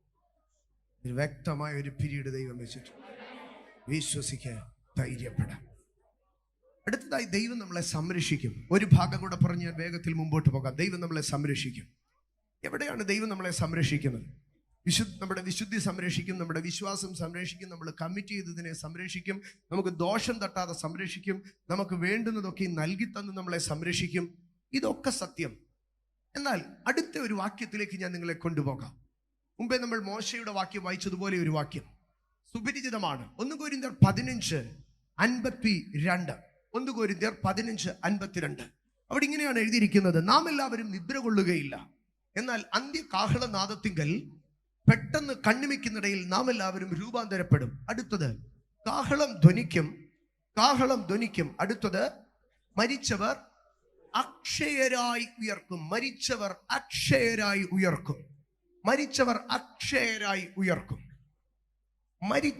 അക്ഷയരായി ഉയർക്കും. ഞാൻ ഇത്രയും നേരം പറഞ്ഞത് ജീവിക്കുമ്പോൾ ദൈവം നമ്മളെ സൂക്ഷിക്കും എന്നുള്ളതാണ് പറഞ്ഞത്. പക്ഷേ ഇവിടെ പറയുകയാണ് മരിച്ചവർ അക്ഷയരായി ഉയർക്കും. ഞാൻ ചോദിക്കാം, എത്ര ദിവസം വരെ ഇത് അക്ഷയമായിട്ടിരിക്കും? മരിച്ചവർ അക്ഷയമായിട്ട് ഉയർക്കും. ഓക്കെ, എത്ര ദിവസം വരെ ഈ മരിച്ച വ്യക്തി ക്ഷയിക്കാതിരിക്കും? ഒരാഴ്ച ഇരിക്കുവോ? 2 ആഴ്ച ഇരിക്കുവോ? ഇത് പറഞ്ഞ ആള് മരിച്ചിട്ട് ഇപ്പൊ എത്ര വർഷമായി? 2000 വർഷമായി. ഇന്ന് കാഹളം ധ്വനിച്ചാൽ 2000 വർഷം മുമ്പ് മരിച്ച ആ പുള്ളിക്കാരൻ, നമ്മുടെ പൗലോസ് അപ്പോസ്തലൻ, അദ്ദേഹം ഇന്ന് എന്ത് ചെയ്യും? അക്ഷയമായി ഉയർക്കും. ഒരു മനുഷ്യൻ ജീവിച്ചിരിക്കുമ്പോൾ അങ്ങേ അറ്റം പോയ ദൈവത്തിന് എത്ര വർഷം സംരക്ഷിക്കണം? 70, 80, 100, 120 പോട്ടെ. ഒരു മനുഷ്യൻ ജീവിച്ചിരിക്കുമ്പോൾ ദൈവത്തിന് എത്ര വർഷം സംരക്ഷിക്കണം? 100 അങ്ങിട്ടോ. പക്ഷെ ഒരു മനുഷ്യൻ മരിച്ച ദൈവത്തിന് എത്ര വർഷം സംരക്ഷിക്കും? 2000 ആയിട്ടും തീർന്നിട്ടില്ല. മരിച്ചവർ അക്ഷയരായി ഉയർക്കും. മരിച്ചവർ അക്ഷയരായി ഉയർക്കും. ഇന്ന് പകൽ എന്നെ കേൾക്കുന്ന എൻ്റെ സഹോദരങ്ങളെ, സ്വന്തം അപ്പനും അമ്മയും മരിച്ചാലും സ്വന്തം ഭാര്യ മരിച്ചാലും കൊണ്ട് കുഴി വെച്ച് മണ്ണ് മൂടി മണ്ടയ്ക്ക് 4 പൂവിട്ട് തിരിയും കത്തിച്ചേക്കും. പക്ഷെ ആ ശവത്തിന് എന്തെങ്കിലും കുഴപ്പം പറ്റിയിട്ടുണ്ടോ എന്ന് ആരെങ്കിലും അന്വേഷിക്കാറുണ്ടോ? ആരും അന്വേഷിക്കാറില്ല. പക്ഷേ ആ ശരീരം ഉയർപ്പിക്കപ്പെടേണ്ടതാണെന്നറിഞ്ഞ് ആ ശരീരത്തെ വരെയും യേശു എന്ത് ചെയ്യുകയാണ്? സംരക്ഷിക്കുകയാണ്. അക്ഷയമായി ഉയർക്കുവാൻ തക്കവണ്ണം സംരക്ഷിക്കുകയാണ്. സംരക്ഷിക്കപ്പെടും ശരീരങ്ങളെ, സംരക്ഷിക്കപ്പെടും ശരീരങ്ങൾ. എൻ്റെ ദൈവമക്കൾ തിരിച്ചറിയേണ്ട ഒരു യാഥാർത്ഥ്യമുണ്ട്. നാം ജീവനോടിയിരിക്കുന്ന കാലത്ത് നമ്മളെ സംരക്ഷിക്കുന്നതിനേക്കാൾ കൂടുതൽ നമ്മുടെ കർത്താവ് നമ്മളെ സംരക്ഷിക്കുന്നുണ്ട്. ഞാൻ പറയട്ടെ, നമ്മൾ ജനിക്കപ്പെടുന്നതിന് മുമ്പേ ദൈവം നമ്മളെ സംരക്ഷിക്കുകയാണ്. കാരണം നമ്മളിങ്ങനെ ഒരാൾ ഈ ഭൂമിയിൽ ഉരുവാകണം. അതിന് തക്കവണ്ണം കറക്റ്റ് മാതാപിതാക്കൾ എന്ത് ചെയ്യണം? അവർ വിവാഹം കഴിക്കണം. അവർ ആ വിവാഹത്തിൽ ഉൾപ്പെടാതെ എവിടെയെങ്കിലും മാറിപ്പോയി കഴിഞ്ഞാൽ ഞാനോ നിങ്ങളോ ജനിക്കുവോ? ഇല്ല. അപ്പൊ എത്രയോ ദൈവം, നമ്മുടെ ലൈഫ് ഒരു ഷോർട്ട് പ്ലാനാ. 100 വർഷം അങ്ങേ അറ്റം പോയ അതൊന്നും ഇല്ല, പകുതിയേ ഉള്ളൂ. ഇന്ന് 50, 60, 70. പക്ഷെ ഈ ഒരു പീരീഡിന് വേണ്ടി, ഇതിന് ഈ 50, 60 വയസ്സിനകത്ത് കർത്താവിന് വേണ്ടി ഉപയോഗിക്കപ്പെടുന്ന എത്ര വർഷം? അതിന്റെ പകുതി കാലഘട്ടം, ആദ്യത്തെ 20 വർഷം ഇതിനു വേണ്ടിയൊക്കെ ഒന്ന് പ്രിപ്പയർ ചെയ്യപ്പെടുകയാണ്. ആ ഒരു ചെറിയ പീരീഡിന് വേണ്ടി ദൈവം അനാദി കാലം തുടങ്ങി നമ്മുടെ മേൽ പർപ്പസ് ഇട്ട്, ആ പർപ്പസ് തെറ്റാതെ ദൈവം ഇങ്ങനെ കണ്ണിൽ എണ്ണ ഒഴിച്ച് വെയിറ്റ് ചെയ്ത് നിൽക്കുക നമ്മളെ പുറത്തു കൊണ്ടുവരാൻ. പുറത്തു കൊണ്ടുവന്നാൽ പിന്നെ അകത്ത് കയറുന്നിടം വരെ ദൈവം എന്ത് ചെയ്യുക? കൂടെ നിന്ന് നമ്മളെ സംരക്ഷിക്കുക.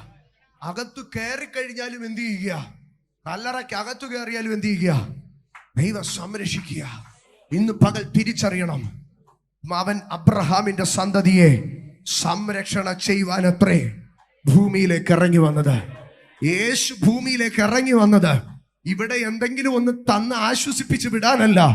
പകരം ഒരു നാളിൽ എൻ്റെ ശരീരത്തിൽ നിന്ന് എൻ്റെ പ്രാണൻ വേർപെടും, ഞാൻ മരിക്കും. ആ മരണത്തിൽ എൻ്റെ ജീവൻ എൻ്റെ ശരീരത്തിൽ നിന്ന് വേർപെട്ട് കഴിയുമ്പോൾ എൻ്റെ ശരീരം കല്ലറയ്ക്കകത്ത് ഒതുക്കും, മണ്ണിട്ട് മൂടും, സ്ലാബിട്ട് ബൈ പറഞ്ഞ് എല്ലാവരും പോകും. പക്ഷെ എൻ്റെ ദൈവം അത് സൂക്ഷിച്ചു വെച്ചേക്കോ. എന്തിനാ കർത്താവ് ഇത് സൂക്ഷിച്ചു വെച്ചേക്കുന്നേ? കർത്താവ് പറയുക, അവൻ ഈ ഭൂമിയിൽ ജീവിച്ച കാലങ്ങളൊക്കെ ഒരു രാജ്യത്തിന് വേണ്ടിയുള്ള ഒരുക്കമായിരുന്നു, സ്വർഗരാജ്യത്തിന് വേണ്ടിയുള്ള ഒരുക്കം.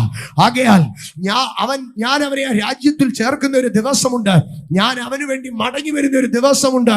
ആ ദിവസത്തിന് വേണ്ടി ഞാൻ അവനെ സൂക്ഷിക്കുകയാണ്.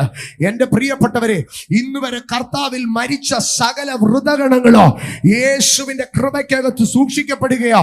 എന്തിനു വേണ്ടി? കാഹളം ധ്വനിക്കുമ്പോൾ മരിച്ചവർ അക്ഷയരായി ഉയർത്തു എന്നുള്ള വചനം നിവർത്തിയാകുവാൻ തക്കവണ്ണം ഇന്ന് എത്ര ദൈവമക്കൾ വിശ്വസിക്കുന്നു? മരിക്കുന്നിടം വരെ സൂക്ഷിക്കാമെന്നല്ല കർത്താവ് പറഞ്ഞത്, മരിച്ചാലും ഞാൻ നിന്നെ സംരക്ഷിക്കാം. ഇന്ന് പകൽ ഞാൻ ആ ദൂതിനെ ഒറ്റ വാക്കിൽ പറഞ്ഞു നിർത്താം. നീ മരിക്കുന്നിടം വരെ സംരക്ഷിക്കുന്നവനല്ല നിന്റെ ദൈവം, നീ മരിച്ചാലും നിന്നെ സംരക്ഷിക്കുന്നവനാണ് നിന്റെ ദൈവം. നീ മരിക്കുന്നിടം വരെയല്ല, നീ മരിച്ചാലും ദൈവം നിന്നെ സംരക്ഷിക്കും. മരിക്കുന്നിടം വരെയല്ല, മരിച്ചാലും സംരക്ഷിക്കുന്ന ദൈവം. ഹല്ലേലൂയ. ഇവിടെ പറയുകയാണ്, അവൻ ദൂതന്മാരെ സംരക്ഷണ ചെയ്യുവാനല്ല, അബ്രഹാമിന്റെ സന്തതിയെ സംരക്ഷണ ചെയ്യുവാനത്രേ അവൻ വന്നത്, യേശു വന്നത്. അങ്ങനെയെങ്കിൽ സംരക്ഷണത്തിന്റെ തലങ്ങളെ ഞാൻ ഇവിടെ നിർത്തിയിട്ട് അടുത്തതായിട്ട് പറയുകയാണ്, അവൻ ആരെയാണ് സംരക്ഷിക്കുന്നത്? അവൻ ആരെയാണ് സംരക്ഷിക്കുന്നത്? അവിടെ പറയുകയാണ്, അവൻ അബ്രഹാമിന്റെ സന്തതിയെ സംരക്ഷിപ്പാനത്രേ ഭൂമിയിലേക്ക് വന്നത്. ഇന്ന് പകൽ തിരിച്ചറിഞ്ഞാട്ടെ, യേശു ഭൂമിയിലേക്ക് വന്നത് അബ്രഹാമിന്റെ സന്തതിയെ സംരക്ഷിക്കുവാനത്രേ. അബ്രഹാമിന്റെ സന്തതി ആരാണ്? അബ്രഹാമിന്റെ സന്തതി. അബ്രഹാമിന്റെ സന്തതി എന്ന് പറയുമ്പോൾ അത് രണ്ടായി തിരിച്ചു പഠിക്കണം. ഒന്ന്, അബ്രഹാം ജനിപ്പിച്ച അബ്രഹാമിന്റെ സന്തതി. എന്നോട് ചേർന്ന ഭാഗം ഒന്ന് പറയാമോ? ഒന്ന്, അബ്രഹാം ജനിപ്പിച്ച അബ്രഹാമിന്റെ സന്തതി. അത് ഇസ്മായേലിലും ഇസഹാക്കിലുമായി, ഇസ്രായേലിലും ഇസ്മായേലിലുമായി രണ്ട് വിഭാഗങ്ങൾ അവിടെയുണ്ട്. ഇവരെ ആര് ജനിപ്പിച്ചതാണ്? അബ്രഹാം ജനിപ്പിച്ചതാണ്. പക്ഷേ മത്തായി സുവിശേഷം 3-ാം അധ്യായത്തിലേക്ക് കടന്നു വരുമ്പോൾ, മത്തായി സുവിശേഷം 3-ാം അധ്യായം അതിന്റെ 9-ാം വാക്യത്തിലേക്ക് വരുമ്പോൾ, മത്തായി സുവിശേഷം 3-ാം അധ്യായം അതിന്റെ 9-ാം വാക്യത്തിൽ ഇങ്ങനെയാണ് പറയുന്നത്, ഈ കല്ലുകളിൽ നിന്ന് അബ്രഹാമിന് മക്കളെ ഉളവാക്കുവാൻ ദൈവത്തിന് കഴിയും. അത് ഇംഗ്ലീഷിൽ ഇങ്ങനെയാണ് എഴുതിയിരിക്കുന്നത്, God can raise. ദൈവം എഴുന്നേൽപ്പിക്കുന്ന, ദൈവം ജനിപ്പിക്കുന്ന അബ്രഹാമിന്റെ സന്തതികൾ.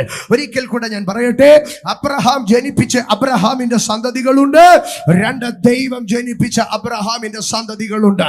അതാണ് ഉൽപ്പത്തി പുസ്തകം 22-ാം അധ്യായത്തിലേക്ക് കടന്നു വരുമ്പോൾ അതിന്റെ 17-ാം വാക്യത്തിൽ ദൈവം അബ്രഹാമിനോട് പറഞ്ഞു, ഞാൻ നിന്നെ ഐശ്വര്യമായി അനുഗ്രഹിക്കുക, നിന്റെ സന്തതി ആകാശത്തിലെ നക്ഷത്രങ്ങൾ പോലെയോ കടൽക്കരയിലെ മണൽ പോലെയുമാകും. ദൈവം അബ്രഹാമിന്റെ സന്തതിയെ 2ആയി വിഭജിക്കുകയാണ്. ആകാശത്തിലെ നക്ഷത്രങ്ങൾ അവരാരാണ്? ദൈവം ജനിപ്പിക്കുന്ന അബ്രഹാമിന്റെ സന്തതികൾ. 2 കടൽക്കരയിലെ മണൽ അതാരാണ്? അബ്രഹാം ജനിപ്പിക്കുന്ന മനുഷ്യ ജന്മങ്ങൾ. എന്നാൽ ഇന്ന് പകൽ ഞാൻ പറയട്ടെ, ഞാനും നിങ്ങളും അബ്രഹാം ജനിപ്പിച്ച അബ്രഹാമിന്റെ മക്കളല്ല, പകരം ദൈവം ജനിപ്പിച്ച അബ്രഹാമിന്റെ മക്കൾ. കരം ഉയർത്തി ദൈവത്തിന് സ്തോത്രം പറഞ്ഞ്, ദൈവം ജനിപ്പിച്ച അബ്രഹാമിന്റെ മക്കൾ. മത്തായി 3:9 യേശു പറയുക, നിങ്ങൾ ഇത്രയും കാലമായിട്ട് പറഞ്ഞുകൊണ്ട് നടക്കുക ഞങ്ങൾ അബ്രഹാമിന്റെ മക്കളാണെന്ന്. കഥ തിരിയാൻ പോവുക. കല്ലുകളിൽ നിന്ന് ദൈവം അബ്രഹാമിന് മക്കളെ ജനിപ്പിക്കാൻ പോവുക. ഇന്ന് പകൽ ഇതിനകത്തിരിക്കുന്ന ദൈവം ജനിപ്പിച്ച അബ്രഹാമിന്റെ മക്കൾ കരമടിച്ച് ദൈവത്തിന് മഹത്വം കൊടുത്തട്ടെ. അബ്രഹാമിന്റെ മക്കൾ അത് ദൈവം ജനിപ്പിച്ചവർ, ദൈവം ജനിപ്പിച്ച അബ്രഹാമിന്റെ മക്കൾ. ആമേൻ. ചിലപ്പോൾ നിങ്ങളുടെ അടുക്കൽ ആരെങ്കിലും ചോദിച്ചേക്കാം, യഹൂദന്മാരല്ലേ അബ്രഹാമിന്റെ മക്കൾ, ഇസ്മായേല്യരല്ലേ അബ്രഹാമിന്റെ മക്കൾ, ജാതികളായ നിങ്ങൾ എങ്ങനെയാണ് അബ്രഹാമിന്റെ മക്കൾ? മറക്കരുത്, മത്തായി 3:9 ദൈവം ജനിപ്പിച്ച അബ്രഹാമിന്റെ മക്കൾ, ദൈവം ജനിപ്പിച്ച അബ്രഹാമിന്റെ മക്കൾ. എങ്ങനെയാണ് ഇത് നമ്മളിൽ സാധ്യമായി വരുന്നത്? ദൈവം ജനിപ്പിക്കുന്ന അബ്രഹാമിന്റെ മക്കൾ എങ്ങനെയാണ് ഉളവായി വരുന്നത്? ഗലാത്യലേഖനം 3-ാം അധ്യായം അതിന്റെ 7-ാം വാക്യത്തിലേക്ക് വരുമ്പോൾ, ഗലാത്യലേഖനം 3-ാം അധ്യായം അതിന്റെ 7-ാം വാക്യം, അതുകൊണ്ട് വിശ്വാസികൾ അത്രേ അബ്രഹാമിന്റെ മക്കൾ എന്നറിവീൻ. ആകയാൽ ദൈവം യേശു ആരെയാണ് സംരക്ഷിക്കുന്നത്? വിശ്വസിക്കുന്നവനെ സംരക്ഷിക്കുക. ഇന്ന് പകൽ വായി തുറന്ന് പറഞ്ഞ്, വിശ്വസിക്കുന്നവനെ സംരക്ഷിക്കുക. വിശ്വസിക്കുന്നവൻ സംരക്ഷിക്കപ്പെടുക. കാഴ്ചയാലല്ല, വിശ്വാസത്താൽ അത്രേ ഞങ്ങൾ ജീവിക്കുന്നത്. ഇന്ന് പകൽ പ്രതികൂലങ്ങളെ നോക്കിയിട്ട് പറ, കാഴ്ചയാലല്ല വിശ്വാസത്താൽ അത്രേ ഞങ്ങൾ ജീവിക്കുന്നത്. വിശ്വസിക്കുന്നവരെ സംരക്ഷിക്കുന്ന ദൈവം. കാരണം വിശ്വസിക്കുന്നവൻ അബ്രഹാമിന്റെ സന്തതിയാണ്. വിശ്വസിക്കുന്നവൻ അബ്രഹാമിന്റെ സന്തതിയാണ്. വിശ്വസിക്കുന്നവനെ ദൈവം സംരക്ഷിക്കുക. വിശ്വസിക്കുന്നവനെ സംരക്ഷിക്കുവാൻ അത്രേ യേശു ഇറങ്ങി വന്നത്. അതെ, വിശ്വസിക്കുന്നവൻ. അബ്രഹാമിന്റെ പ്രത്യേകത എന്താണ്? ഉൽപ്പത്തി പുസ്തകം 15:6 അവിടെ പറയുകയാണ്, അബ്രഹാം വിശ്വസിച്ചോ, അതവന് നീതിയായി കണക്കിട്ടോ. പുതിയ നിയമത്തിലേക്ക് വരുമ്പോൾ എന്താണ് പറയുന്നത്? റോമർ 5:1 വിശ്വാസത്താൽ നീതീകരിക്കപ്പെട്ടിട്ട് നമുക്ക് ദൈവത്തോട് സമാധാനമുണ്ട്. ചേർത്ത് വായിച്ചോ, ഗലാത്യർ 3:7. സ്തോത്ര. ഉൽപ്പത്തി 15:6. ആമേൻ. റോമർ 5:1. 3 വാക്യങ്ങൾ ചേർത്ത് പഠിക്കേണ്ട ഭാഗമാണ്. വിശ്വാസികൾ ദൈവത്തിന്റെ മക്കളാണ്. അബ്രഹാം വിശ്വസിച്ചു, അത് നീതിയായി കണക്കിട്ടു. വിശ്വാസത്താലാണ് ദൈവ പൈതൽ നീതീകരിക്കപ്പെടുന്നത്. അങ്ങനെ വിശ്വാസത്താൽ ഒരുവൻ നീതീകരിക്കപ്പെടുമ്പോൾ അവൻ അബ്രഹാമിന്റെ സന്തതിയായി മാറുകയാണ്. സ്തോത്ര. ആരാണ് അബ്രഹാം? അബ്രഹാമിന്റെ സന്തതി. വിശ്വസിക്കുന്നവനാണ് അബ്രഹാം, അവന്റെ സന്തതി. 2, അബ്രഹാം വിശ്വസിക്കുക മാത്രമല്ല. ഞാൻ വേഗത്തിൽ മുമ്പോട്ട് പോകാം. അബ്രഹാം 1 വിശ്വസിച്ചവനാണ്. 2, അബ്രഹാം ആരാണ്? ഉൽപ്പത്തി പുസ്തകം 12:1 കടന്നു വരുമ്പോൾ ദൈവം അബ്രഹാമിന്റെ അടുക്കൽ പറഞ്ഞു, നീ നിന്റെ പിതൃഭവനത്തെയോ ചാർച്ചക്കാരെയും ദേശത്തെയും വിട്ട് പുറപ്പെടുക. വിട്ടു പുറപ്പെടുന്നവനാണ് അബ്രഹാം. എന്നോട് ചേർന്നൊന്ന് പറയാമോ? വിട്ടു പുറപ്പെടുന്നവനാണ് അബ്രഹാം. വിട്ടു പുറപ്പെടുന്നവനാണ് അബ്രഹാം.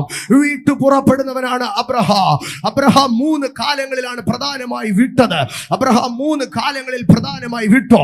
1, ദൈവത്തിന്റെ വിളി കേട്ടപ്പോൾ പിതൃഭവനത്തെ, ചാർച്ചക്കാരെ, ദേശത്തെ, താൻ അന്നുവരെ ജീവിച്ച ഊരിൽ നിന്ന്, വിഗ്രഹ പട്ടണത്തിൽ നിന്ന് അബ്രഹാം വിടുകയാണ്. ഒരു വേർപാട് അടുക്കുകയാണ്. 2, അബ്രഹാം കൂടെ കൊണ്ട് നടന്ന ലോത്ത് എന്ന മനുഷ്യൻ പണത്തിന്റെ പേരിൽ തന്നോട് വഴക്കുണ്ടാക്കാൻ തുടങ്ങിയപ്പോൾ അബ്രഹാം അവനിൽ നിന്ന് വേർപെടുകയാണ്. പണത്തിന്റെ പേരിൽ നിന്നോട് വഴക്കടിക്കാൻ വരുമ്പോൾ, വീതത്തിന്റെ പേരിൽ നിന്നോട് വഴക്കടിക്കാൻ വരുമ്പോൾ, 2 സെന്റിന്റെ പേരിൽ നിന്നോട് വഴക്കടിക്കാൻ വരുമ്പോൾ നീ അവിടുന്ന് വിട്ടുമാറിക്കോണോ. അതാണ് അബ്രഹാമിന്റെ സന്തതി. 3, അബ്രഹാം വീണ്ടും വിടുകയാണ്. എപ്പോഴാണ്? എലയാസറിന്റെ കൈ പിടിച്ച് തന്റെ തുടക്കീഴിൽ വെച്ചിട്ട് പറഞ്ഞു, ഈ എന്റെ മകൻ മടങ്ങി പോകാതിരിപ്പാൻ നീ ഒരു വേർപാട് അന്വേഷിക്കണം. തലമുറയെ ദൈവകൃപയ്ക്കകത്ത് വേർപാടിനകത്ത് നിർത്തുന്നവൻ അവനാണ് അബ്രഹാമിന്റെ മകൻ. ഇന്ന് പകൽ വിശ്വസിക്കുന്നവർ 2, ദൈവത്തിന് വേണ്ടി വേർപെട്ട് നിൽക്കുന്നവർ. നിങ്ങൾക്ക് കർത്താവിന്റെ മേശയിലോ ഭൂതങ്ങളുടെ മേശയിലോ ഒരുമിച്ച് പങ്കെടുപ്പാൻ സാധ്യമല്ല. നിങ്ങൾക്ക് ദൈവത്തെയോ ബിലയാലിനെയോ ഒരുമിച്ച് സേവിപ്പാൻ കഴിയുന്നതല്ല. ഒന്നുകിൽ നിങ്ങൾ ദൈവത്തിന്റെ പടകിൽ, അല്ലെങ്കിൽ നിങ്ങൾ ബാലിന്റെ പടകിൽ. ഏലിയാവ് വിളിക്കുകയാണ്, ഒന്നുകിൽ നിങ്ങൾ ദൈവത്തിന് വേണ്ടി, അല്ലെങ്കിൽ നിങ്ങൾ ബാലിന് വേണ്ടി. Be separated. വേർപെട്ട് നിൽക്കുന്നവൻ, ദൈവത്തിന് വേണ്ടി നിൽക്കുന്നവൻ. വേർപെട്ട് നിൽക്കുന്നവൻ എന്തിനു വേണ്ടി വേർപെടണം? ദൈവത്തിന് വേണ്ടി. മോശ വിളിക്കാണ്, യഹോവയുടെ പക്ഷത്തുള്ളവൻ, യഹോവയുടെ പക്ഷത്തുള്ളവൻ. നമ്മൾ എപ്പോഴും പറയും ദൈവം എന്റെ പക്ഷത്തുണ്ടെന്ന്. ദൈവം എന്റെ പക്ഷത്തുണ്ടെന്നുള്ളത് രണ്ടാമത്തെ കാര്യം. ആദ്യം ഞാൻ നിങ്ങളോട് ചോദിക്കട്ടെ, നിങ്ങൾ ദൈവത്തിന്റെ പക്ഷത്ത് നിൽക്കുമോ? നിങ്ങൾ ദൈവത്തിന്റെ പക്ഷത്ത് നിൽക്കുമോ? ദൈവത്തിന്റെ പക്ഷത്ത് നിൽക്കുന്നവനെ ദൈവം സംരക്ഷിക്കുക. അത് 2 പേരായാലും അത് ഒരുത്തനായാലും ദൈവം സംരക്ഷിക്കുക. യഹോവയുടെ പക്ഷത്ത് നിൽക്കുക. അബ്രഹാം 1 വിശ്വസിക്കുന്നവൻ, 2 ദൈവത്തിന്റെ പക്ഷത്ത് നിൽക്കുന്നവൻ. ഞാൻ വേഗത്തിൽ മുമ്പോട്ട് പോകട്ടെ. അടുത്തതായി ഭാഗത്തിലേക്ക് വരുമ്പോൾ, ഉൽപ്പത്തി പുസ്തകം 15-ാം അധ്യായത്തിലേക്ക് കടന്നു വരുമ്പോൾ ഞാൻ ആ ഭാഗം പറഞ്ഞു പോകാം. ദൈവത്തോട് അബ്രഹാം ചോദിക്കുകയാണ്, കർത്താവേ, നീ പറഞ്ഞ വാഗ്ദത്തങ്ങളൊക്കെ സംഭവിക്കുമെന്ന് എങ്ങനെ അറിയാം? ദൈവം അബ്രഹാമിന്റെ അടുക്ക പറഞ്ഞു, ഞാൻ വാക്കാല പറഞ്ഞത് നിനക്ക് വിശ്വാസമായില്ലെങ്കിൽ ഒരു കാര്യം ചെയ്യാം, നമുക്കതങ്ങ് ഉടമ്പടിയാക്കാമെന്ന് പറഞ്ഞു. ഞാൻ ടോക്കൺ തന്നത് നിനക്ക് ഉറപ്പായില്ലെങ്കിൽ നമുക്ക് തമ്മിൽ ഒരു എഗ്രിമെന്റ് എഴുതാമെന്ന് പറഞ്ഞു. ദൈവത്തോട് അബ്രഹാം ചോദിച്ചു, കർത്താവേ, ഈ എഗ്രിമെന്റ് എഴുതാൻ ഞാൻ എത്ര രൂപയുടെ മുദ്രപത്രം മേടിക്കണോ? അബ്രഹാമിന്റെ അടുക്ക ദൈവം പറഞ്ഞു, നീ 3 വയസ്സുള്ള ഒരു പശുക്കിടാവിനെയോ, 3 വയസ്സുള്ള ഒരു കോലാട്ടുകൊറ്റനെയോ, 3 വയസ്സുള്ള ഒരു ആട്ടിൻകൊറ്റനെയോ, നീ ഒരു കുറുപ്രാവിനെയോ, നീ ഒരു പ്രാവിൻ കുഞ്ഞിനെ എടുക്ക്, നീ അതിനെ നെടുകെ പിളർന്ന് വെക്ക്, അതിന്റെ രക്തം വാർന്നൊഴുകട്ടെ. ഇന്ന് സൂര്യൻ അസ്തമിച്ച് ഇരുട്ടാകുമ്പോൾ ഞാൻ അതിന്റെ നടുവിൽ കൂടി കടന്നു പോകാം. നമുക്കൊരു ഉടമ്പടി ചെയ്യാം. ഞാനൊരു കവനന്റ് നീയുമായിട്ട് ചെയ്യാം. നീ മുദ്രപത്രം മേടിക്കാമോ? ഞാൻ വന്ന് ഒപ്പിട്ട് തരാം. അബ്രഹാം പറഞ്ഞു തീരുന്നതിന് മുമ്പേ പശുക്കിടാവിനെയോ കോലാടിനെയോ ആട്ടുകൊറ്റനെയോ കുറുപ്രാവിനെയും ചെറുപ്രാവിൻ കുഞ്ഞിനെയും എടുത്ത് പിളർന്ന് വെച്ച് എഗ്രിമെന്റ് എഴുതാൻ വേണ്ടി പേപ്പർ എടുത്തു വെച്ചിട്ട് താൻ അതിന്റെ അരികത്തിരിക്കുകയാണ്. റാഞ്ചൻ പക്ഷികൾ വന്നപ്പോ പറഞ്ഞു, നോ, നീയുമായിട്ടല്ല എനിക്ക് ഉടമ്പടിയുള്ളത്. ഞാൻ ഈ അഗ്രിമെന്റ് പേപ്പർ വെച്ചിരിക്കുകയാണ്. ഈ അഗ്രിമെന്റിൽ ഒപ്പിടാൻ ഒരുത്തൻ വരോ, ഞാൻ അവനെ കാത്തിരിക്കുകയാണ്. സൂര്യൻ അസ്തമിച്ചിരുട്ടായി, പക്ഷെ അബ്രഹാം എഴുന്നേറ്റ് പോയില്ല. അബ്രഹാം ആ പിളർന്ന മൃഗങ്ങളുടെ അരികത്ത് തന്നെ കുത്തിയിരുന്നു. ഞാൻ വിശ്വസിക്കുന്നു ദൈവം ഇവിടെ വന്നിട്ട് ഞാൻ പോകത്തുള്ളെന്ന്. കാത്തിരുന്നു അബ്രഹാം, കാത്തിരുന്നു അബ്രഹാം. സൂര്യൻ അസ്തമിച്ചിരുട്ടായിട്ടോ അബ്രഹാം വീട്ടിൽ കയറിപ്പോയില്ല. അവൻ ആ പിളർന്ന മൃഗങ്ങളുടെ അടുത്തിരുന്നു. നിങ്ങൾ ആ കാഴ്ച ഒന്ന് ചിന്തിച്ചേ. കാലത്തെഴുന്നേറ്റ് മൃഗങ്ങളെ പിളർന്ന് ചോര വാർന്നൊഴുകി, പക്ഷികളുടെ തലയും പിച്ചി പറിച്ച് അവിടെ ഇരിക്കുക. അബ്രഹാം കാത്തിരിക്കുക. സൂര്യൻ അസ്തമിച്ചു, ഇരുട്ടായി. ഇനി ഈ ചോരയുടെ മണമടിച്ച് അടുത്തത് ആരാ വരുന്നേ? പകല് റാഞ്ചം പക്ഷിയാ വന്നത്, രാത്രിയിൽ ആരാ വരുന്നേ? ആട്ടുമൃഗങ്ങളാ വരുന്നേ.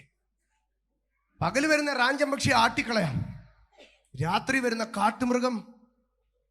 ഈ പിളർന്ന മൃഗത്തിന്റെ ചോരയുടെ ഇപ്പുറത്ത് ജീവനോടൊരു മനുഷ്യൻ ഇരിക്കുക. വരുന്ന കാട്ടുമൃഗം ആദ്യം ഈ ചോര നക്കുവോ? അബ്രഹാമിനെ പിടിക്കുവോ? യെസ്, അബ്രഹാമിനെ പിടിക്കും. പക്ഷെ അതിനൊക്കെ ഭയങ്കരം എന്തോന്നറിയോ? ഈ സൂര്യൻ അസ്തമിച്ച് ഇരുട്ടാവുമ്പോൾ കാട്ടുമൃഗം വരുമെന്നുള്ള പേടിയല്ല. അബ്രഹാം അവിടെ സുഖമായിട്ട് ഇറങ്ങി. ഞാനോ നിങ്ങളോ ആണെങ്കിൽ ഉറങ്ങുമോ? ഉറങ്ങത്തില്ല. ദൈവമേ, സമയം എത്ര? ഈ ചോരയുടെ മണം അടിച്ച് വല്ല കുറുക്കനോ വല്ല കരടിയോ വല്ല പുലിയോ വന്ന എന്റെ കാര്യം തീരും. എന്തൊരു മെനക്കേടാ. 4 പണിക്കാരെ കൂടെ കൊണ്ട് നിർത്തിയോ? ഇല്ല, ഒറ്റയ്ക്ക് അവിടെ ഇരുന്നു. കാരണം ദൈവമായിട്ടൊരു ഉടമ്പടി എഴുതാൻ വേണ്ടി ദൈവം വരാന്ന് പറഞ്ഞ വേറെ ചെന്നിട്ട് ആ മനുഷ്യൻ അവിടെ ഇരുന്നു. ഒറ്റ കാട്ടുമൃഗവും വന്നില്ല. സൂര്യൻ അസ്തമിച്ചിരുട്ടായപ്പോൾ നന്നായിട്ട് കിടന്നുറങ്ങി. ഞാൻ വല്ലവായിരുന്നു എൻ്റെ ദൈവമേ, നെഞ്ചിടിച്ചിടിച്ചിടിച്ച് അന്ന് അറ്റാക്ക് വന്ന് ചേർത്തേനെ. പക്ഷെ ഈ മനുഷ്യൻ സുഖമായിട്ട് അവിടെ കിടന്നുറങ്ങി. എന്തോ കോൺഫിഡൻസ് ആ ദൈവമേ, ഭയങ്കര. രാത്രിയിൽ ആ മൃഗങ്ങളുടെ നടുവിൽ കൂടെ ഒരു തീപ്പന്തം കടന്നുപോയി. ദൈവം അബ്രാമിനോട് പറഞ്ഞു, എടാ, നീ നാടിനെയൊക്കെ വളർത്തി ഒരു ഗ്രാമത്തിൽ താമസിക്കുക. എൻ്റെ മക്കളില്ലേ, ഞാൻ അവരെ ഈജിപ്തിൽ കൊണ്ടുപോകും. The most civilised country. ചുമ്മാ ഒന്നുമല്ല അവിടെ കൊണ്ടുപോകുന്നേ. അതിലൊരുത്തനെ ഞാൻ അവിടുത്തെ പ്രധാനമന്ത്രിയാക്കും. എന്നിട്ട് നിങ്ങളെല്ലാം കൂടെ അവിടെ കൊണ്ടുപോകും. 400 സംവത്സരം അവിടെ നിർത്തി ഞാൻ ആ കൾച്ചർ, സിവിലൈസേഷൻ മൊത്തം പഠിപ്പിക്കും. അവിടെ നിർത്തി നിങ്ങളെ ഒരു രാഷ്ട്രമാക്കും. 400 സംവത്സരം കഴിഞ്ഞ് നിങ്ങളൊന്ന് ഏബിൾ ആയെന്ന് കാണുമ്പം ഞാനൊരു രാഷ്ട്രമായിട്ട് നിങ്ങളെ ഇങ്ങ് തിരിച്ചു കൊണ്ടുവരും. അബ്രഹാം ചോദിച്ചു, അപ്പൊ ഈ സ്ഥലമെല്ലാം കാട് കയറിപ്പോത്തില്ലേ? നീ തിരിച്ചിവിടെ വരുമ്പം നീ ആടിനെ വളർത്തിക്കൊണ്ട് നടന്ന ഈ സ്ഥലമില്ലയോ, ഇത് പാലും തേനും ഒഴുകുന്ന ഒരു സ്ഥലമായി ഞാൻ മാറ്റി തരും. ദൈവം അബ്രഹാമായിട്ട് നിയമം ചെയ്യും. ദൈവമായിട്ടൊരു നിയമം ചെയ്യാൻ ഉറപ്പുണ്ടെങ്കിൽ പിളർന്നിട്ട മൃഗങ്ങൾക്കകത്ത് ഇരുട്ടായാലും കാത്തിരിക്കുന്ന ചങ്കൂറ്റത്തോടുകൂടെ ദൈവത്തിന്റെ അടുത്തിരുന്ന് ഒരുത്തൻ ഉടമ്പടി ചെയ്താൽ അവനെ ദൈവം സംരക്ഷിക്കും. അബ്രഹാമിന്റെ സന്തതിയെ സംരക്ഷിപ്പാൻ. അബ്രഹാമിന്റെ 4-ാമത്തെ ഗുണം ഞാൻ പറയാം. 1, ലോത്തിന് വേണ്ടി യുദ്ധം ചെയ്ത് മടങ്ങി വരുമ്പോൾ ഷാവെ താഴ്വരയിൽ വെച്ച് മൽക്കീസദേക്ക് എന്ന അത്യുന്നതനായ ദൈവത്തിന്റെ പുരോഹിതനെ താൻ കണ്ടു. അബ്രഹാം എന്ത് ചെയ്തു? നേടിയതിലൊക്കെയും ദശാംശം കൊണ്ട് കൊടുത്തു. 2, മമ്രത്തോപ്പിൽ ഇരിക്കുമ്പോൾ 3 പുരുഷന്മാർ തൻ്റെ എതിരെ നിൽക്കുന്നത് കണ്ടു. 18-ാം അധ്യായം 2-ാം വാക്യം. ഓടിച്ചെന്ന് നിലം വരെ കുനിഞ്ഞു. ഇതൊരു മനുഷ്യൻ ദൈവത്തെ ആദരിക്കുന്ന 2 വിധങ്ങളാണ്. നിനക്ക് നൽകിയ ധനം കൊണ്ട് നീ ആദരിക്കുക, നിനക്ക് നൽകിയ ശരീരം കൊണ്ട് നീ ആദരിക്കുക. Honour your God. ദൈവത്തെ ആരാധിക്കുക, പുരോഹിതന് ദശാംശം കൊടുക്കും. ഇത് വ്യക്തമായിട്ട് അവിടെ എഴുതിയിരിക്കുന്നത് അറിയാം. പുരോഹിതനെ കണ്ടിട്ട് പുള്ളി ആരാധിച്ചോ? പുരോഹിതനെ ആരാധിച്ചില്ല. പുരോഹിതന് ദശാംശം കൊടുത്തു. ദൈവത്തെ കണ്ടപ്പോ നിലം വരെ കുനിഞ്ഞ് നമസ്കരിച്ചു. ഇതാണ് അബ്രഹാമിന്റെ പ്രത്യേകത. ദൈവത്തിന്റെ വേലയ്ക്ക് ചുമൽ കൊടുക്കുക, പുരോഹിതന് ദശാംശം കൊടുക്കുക, ദൈവത്തെ ആരാധിക്കുക. ഇത് 2ഉം പാരലലായിട്ട് പോകുന്നവനെയാണ് ദൈവം സംരക്ഷിക്കുന്നത്. ഞാൻ ദൈവവേലയ്ക്ക് എന്നാലാവുന്നത് പോലൊക്കെ കൊടുക്കുന്നുണ്ട്, അതുകൊണ്ട് ഞാൻ പുറകിലത്തെ കസാറയെ പോയി ചാരിയിരിക്കും. നോ, നീ എത്രത്തോളം ദൈവവേലയ്ക്ക് നന്മ ചെയ്യുന്നോ അത്രത്തോളം നീ എന്തു ചെയ്യണം? ദൈവത്തെ ആരാധിക്കുകയും ചെയ്യണം. എത്രത്തോളം ആരാധിപ്പാൻ ആഗ്രഹമുണ്ടോ അത്രത്തോളം ദൈവവേലയ്ക്ക് നന്മ ചെയ്യണം. സ്തോത്രം. അബ്രഹാം ധനവും കൊടുത്തു, ശരീരവും കൊടുത്തു. ആരാധിക്കാം, ഓണർ ചെയ്യും. ആരാധിക്കുന്നത് വിടുതലിന് വേണ്ടിയല്ല, ആരാധിക്കുന്നത് സൗഖ്യത്തിന് വേണ്ടിയല്ല. ദൈവത്തെ ഓണർ ചെയ്യുക, ഓണർ ചെയ്യുക. ആ ഓണർ ചെയ്യുന്നവനെ ദൈവം എന്ത് ചെയ്യും? ദൈവം അനുഗ്രഹിക്കും. അടുത്തത് ഉൽപ്പത്തി 14 തന്നെ ഷാവെ താഴ്വരയിൽ നിന്ന് മൽക്കീസദേക്കിന്റെ അനുഗ്രഹവും വാങ്ങി മടങ്ങി വരുമ്പോൾ സൊദോം രാജാവ് അബ്രാമിന്റെ അടുക്കൽ പറഞ്ഞു, അബ്രാം, ഞാൻ നിനക്ക് കുറച്ച് കാശ് തരട്ടെ. നീ യുദ്ധമൊക്കെ ചെയ്തല്ലേ, കാശ് തരാം. വേണ്ട, വെറുതെ മേടിക്കണ്ട. കൂടെ നിൽക്കുന്ന 4 അടിമകളെ ഇങ്ങ് തന്നാൽ മതി, അതിന്റെ വിലയായിട്ട് ഞാൻ നിനക്ക് കുറച്ച് തരാം. അബ്രഹാം നോക്കിയിട്ട് പറഞ്ഞു, ഞാനേ പുരോഹിതന്റെ കയ്യിൽ നിന്ന് അപ്പം മീഞ്ഞുമൊക്കെ മേടിച്ചോണ്ട് ഇറങ്ങി വരുന്നത് കണ്ടിട്ടാ നീ ഇത് പറയുന്നതെങ്കിൽ ഞാൻ കണ്ടോറയുന്നെല്ലാം കാണുന്നതെല്ലാം മേടിക്കുന്നവനല്ല. പുരോഹിതന്റെ കയ്യിൽ നിന്ന് ഞാൻ അപ്പം മീഞ്ഞും മേടിച്ചു, വചനം എല്ലാം മേടിച്ചു. പുള്ളിയുടെ മുമ്പിൽ ഞാൻ മുട്ടുകുത്തി എന്ന് പുള്ളി എന്നെ അനുഗ്രഹിച്ചു. പക്ഷെ മോനെ, നിന്റെ കയ്യിൽ നിന്നൊരു ചെരുപ്പിന്റെ വാറ് പോലും ഞാൻ മേടിക്കത്തില്ല. I trust in God. I trust in God. ദൈവം തരുന്നത് മാത്രം മതി. ദൈവത്തെ അല്ലാതെ എനിക്ക് ഒന്നും. ദൈവം നിന്നെ നോക്കിക്കോളും. അബ്രഹാമിന്റെ 6ാമത്തെ വിഷയം, മോറിയ മലയിൽ യാഗമൊക്കെ കഴിയുന്ന സമയത്ത് ദൈവം അബ്രഹാമിന്റെ അടുക്ക പറയുന്ന ഒരു ഒറ്റ വാക്ക്, 22-ാം അധ്യായം 12-ാം വാക്യം, നിന്റെ ഏകജാതനായ മകനെ നീ തരുവാൻ മടിക്കായക കൊണ്ട് എനിക്ക് ഒരു കാര്യം മനസ്സിലായി. എന്താ മനസ്സിലായെന്നറിയും? നിനക്ക് വിശ്വാസവും ആരാധനയും കയ്യടിയും പാട്ടും മാത്രമല്ല, പകരം നീ എന്നെ ഭയപ്പെടുന്നുവെന്ന് എനിക്ക്. നീ ശാവേ താഴ്വരയിൽ മൽക്കീസദേക്കിന്റെ കയ്യിൽ ദശാംശം കൊടുത്തപ്പം നീ എന്നെ മാനിക്കുമെന്ന് മനസ്സിലായി. മമ്രത്തോപ്പി ഞാൻ വന്നപ്പം നീ എനിക്ക് അപ്പം കറിയൊക്കെ ഉണ്ടാക്കി തന്നപ്പം നീ എന്നെ സ്നേഹിക്കുന്നുവെന്ന് മനസ്സിലായി. പക്ഷേ നീ നിന്റെ കുഞ്ഞിനെയും പിടിച്ചോണ്ട് ഈ മലയുടെ മുകളിൽ കയറി വന്ന് എൻ്റെ കൈയും കാലും കെട്ടി യാഗപീഠത്തിൽ കിടത്തിയില്ലേ? അപ്പം എനിക്ക് മനസ്സിലായി നീ എന്നെ എത്രത്തോളം വിശ്വസിക്കുന്നു, എന്നെ എത്രത്തോളം സ്നേഹിക്കുന്നു, അത്രത്തോളം നിനക്ക് എന്നോടൊരു റെവറൻസ്, നിനക്ക് എന്നോടൊരു ഭയമുണ്ട്. അബ്രാമേ, ഞാൻ നിന്നെ അനുഗ്രഹിക്കൂ എന്നല്ല പറഞ്ഞേ, നിന്നെ അങ്ങ് ഐശ്വര്യമായിട്ട്. എന്നിട്ടിപ്പൊ പറയാ, എൻ്റെ മക്കളെ സംരക്ഷണ ചെയ്യും. മാതാപിതാക്കളിൽ നിന്നെല്ലാം വിട്ടിട്ട് ഞാൻ കുഞ്ഞുങ്ങളോട് ഒരു ഭാഗം കൂടെ പറഞ്ഞ് അവസാനിപ്പിക്കാം.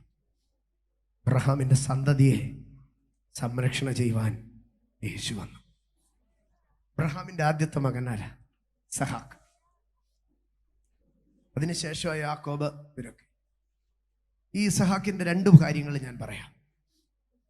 ഉൽപ്പത്തി പുസ്തകം 22-ാം അധ്യായം അതിൻ്റെ 8-ാം വാക്യത്തിലേക്ക് വരുമ്പോൾ, ഉൽപ്പത്തി പുസ്തകം 22:8 വാക്യം, അവിടെ ഒരു ഭാഗമാണ് എഴുതിയിരിക്കുന്നത്.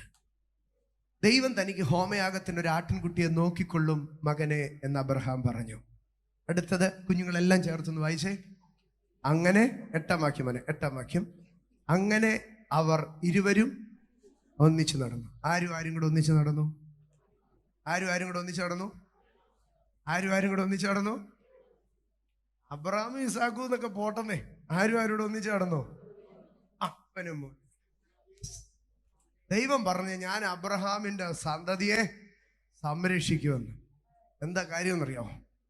അപ്പനും മകനും കൂടെ ഒന്നിച്ചാണ്. കുഞ്ഞുങ്ങളൊന്ന് വായ തുറന്ന് പറഞ്ഞേ, പപ്പയും മോനും കൂടെ.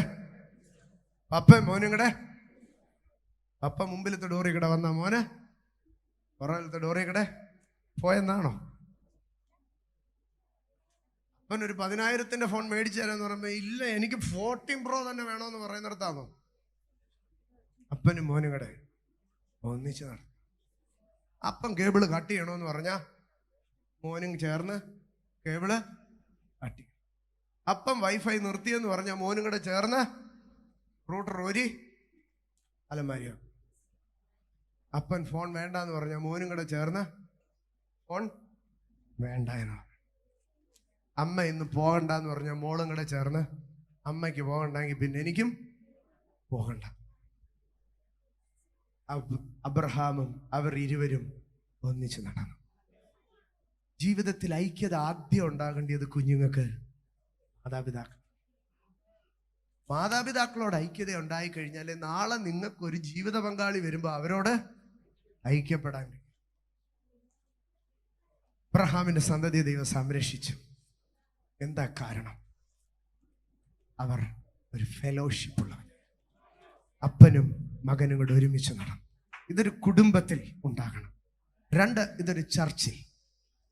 നിങ്ങളെ ജനിപ്പിക്കുന്ന നിങ്ങളുടെ അഭിഷക്തന്മാരോട് എങ്ങനെ നടക്കണം? അഭിഷക്തന്മാരോട് ഐക്യമായിട്ടിരിക്കും. കർത്തൃദാസന്മാരോട് ഒരുമിച്ച് നടക്കണം. ലോകക്കാരോട് ഒരുമിച്ച് നടക്കരുത്. അവിടെയും ഇവിടെയും പോയി ഒരുമിച്ച് നടക്കരുത്. അവർ ഇരുവരും ഒരുമിച്ച് നടക്കും. അഭിഷക്തന്മാരും